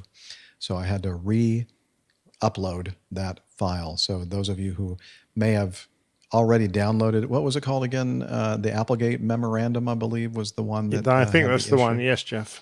That's it. So I had to go and redo it, re-upload, and kind of hold my mouth a little bit different way and cross my fingers and all that kind of stuff. And I think I finally got it to take. It was not an easy thing for me, but got it done. It was my mistake to begin with, so I do apologize for that. So if you're out there and you already have that in your list of shows to listen to on the Plane Tales, you might want to delete it and then re-upload it, and then you'll have the whole thing. Well, it's a great story, that one.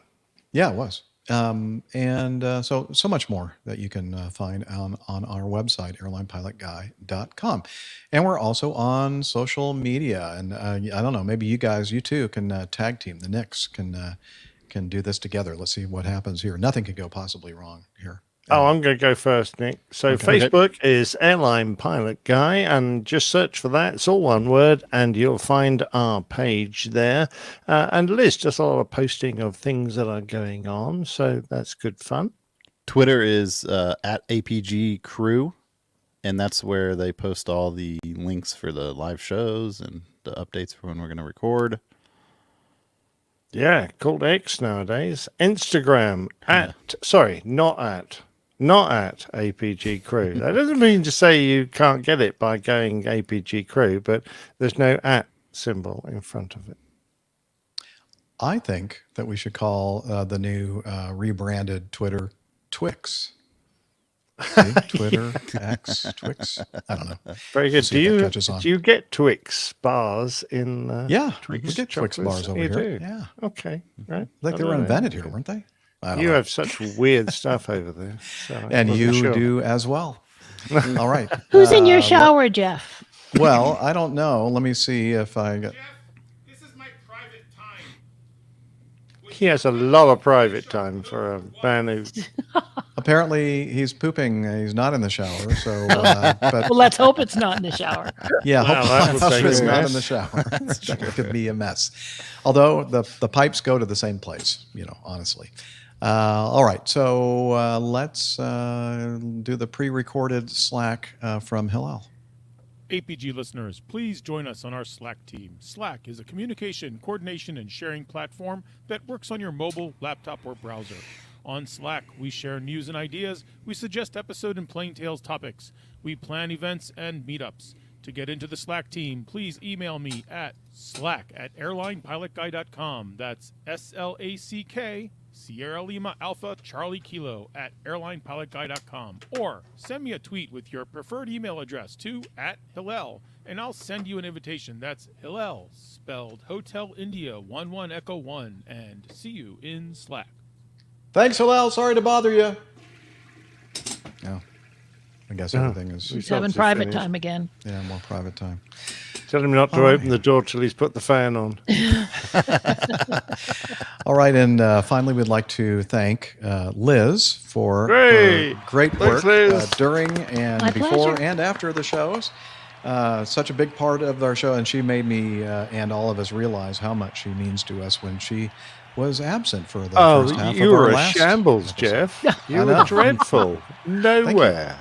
I don't know how Awful. Jeff handled things by himself for so long. Honestly, there's so much to do. So Well, I'd show you how I handle things, but that would be a different podcast. that's another topic. Yeah, another show. All right.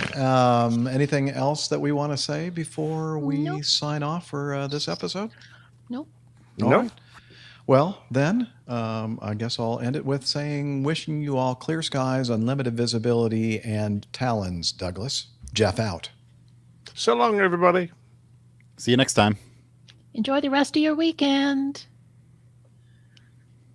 There we go. Okay, turn off your recorders. Whee! Another one done. Yay. Now, chat room, do you have any title suggestions? I have a couple, but always happy to get some input if anybody has anything. Here's what I have, Nick. Nothing Go on, really. We all Nothing really. All right, that would be the easiest show Yeah. title ever. we love our happy endings, We love happy endings. or we love happy endings. I'm going to hang up on Skype. Oh, okay, I did hang up. I know, but Okay, yeah. all the rest of us need to as well. Don't wrinkle that plane. Don't wrinkle Okay. that plane. And secure your EFB or secure your iPad or something. Your wrinkles are showing. Yeah, exactly. Something about wrinkling could be good. Yeah. Yeah, iHall Boxes Well, likes the happy ending. Happy ending is a good one. Mm-hmm. Yeah. Not sure how you portray that. I'm sure Nick graphically. could come up with something. I'm sure he has some ideas. He's a I world agree. traveler. Your confidence is badly misplaced. I want to see what Mid-Journey does with that. Mhm. Wrinkly Jen, was nice shaft. to- No, I nice like to- that. Wrinkly shaft. Wrinkly And shaft. wrinkly fuselage is Jen, I'm trying to get a word in edgewise. Thanks for joining Well, us today, and as well as all of you. yeah. I'm great going to have see to put everybody. wrinkly tube since I don't think we can call a fuselage a shaft. Ooh, wrinkly tube. Yeah, thanks everybody for spending some of your Saturday with us, and for Steph spending some of her Friday night with us. Yeah. Oh, absolutely. Yeah, happy, great to see you pretty all. well. How about happy ending with your wrinkly shaft? Oh, yeah. Winner. Oh my God. Oh my I don't goodness. know. I don't me. know. Who said that? Yeah. I didn't say You're that. going to church later, right, Jeff? I am. Okay, I can, good. Yeah, ask you're for going to have to forgiveness. go to confession That's first. good to know. Okay, everybody, we'll see you next time. Oh, before, Yeah, all the before best. we go, Oh, wait a minute. just Oh, I'd just like to say, hey, stand how up. did everybody feel about that? You know, in the past we've done part ones, part twos, or separate entities on YouTube, and I thought that this would be better That was that cool. we can just put it all together, so you don't have to listen to more than one video. I liked it. I And thought it was Yeah, great. I enjoyed it too. So Yes, I don't and know. the way you edited it and put it in, It was terrible. it was good. Thank you. Jerk. Yeah, I'm not a video editor. I need to maybe get some pointers from somebody that knows something No, about it was that. good. And that does not mean you, That's a Nick. good one. Oh, okay. Fair enough. Somebody that really knows something No, about well done. it. Just kidding. Okay, guys, we'll just right. got to go singing. I need to I'm singing. going swimming. Bye. All right.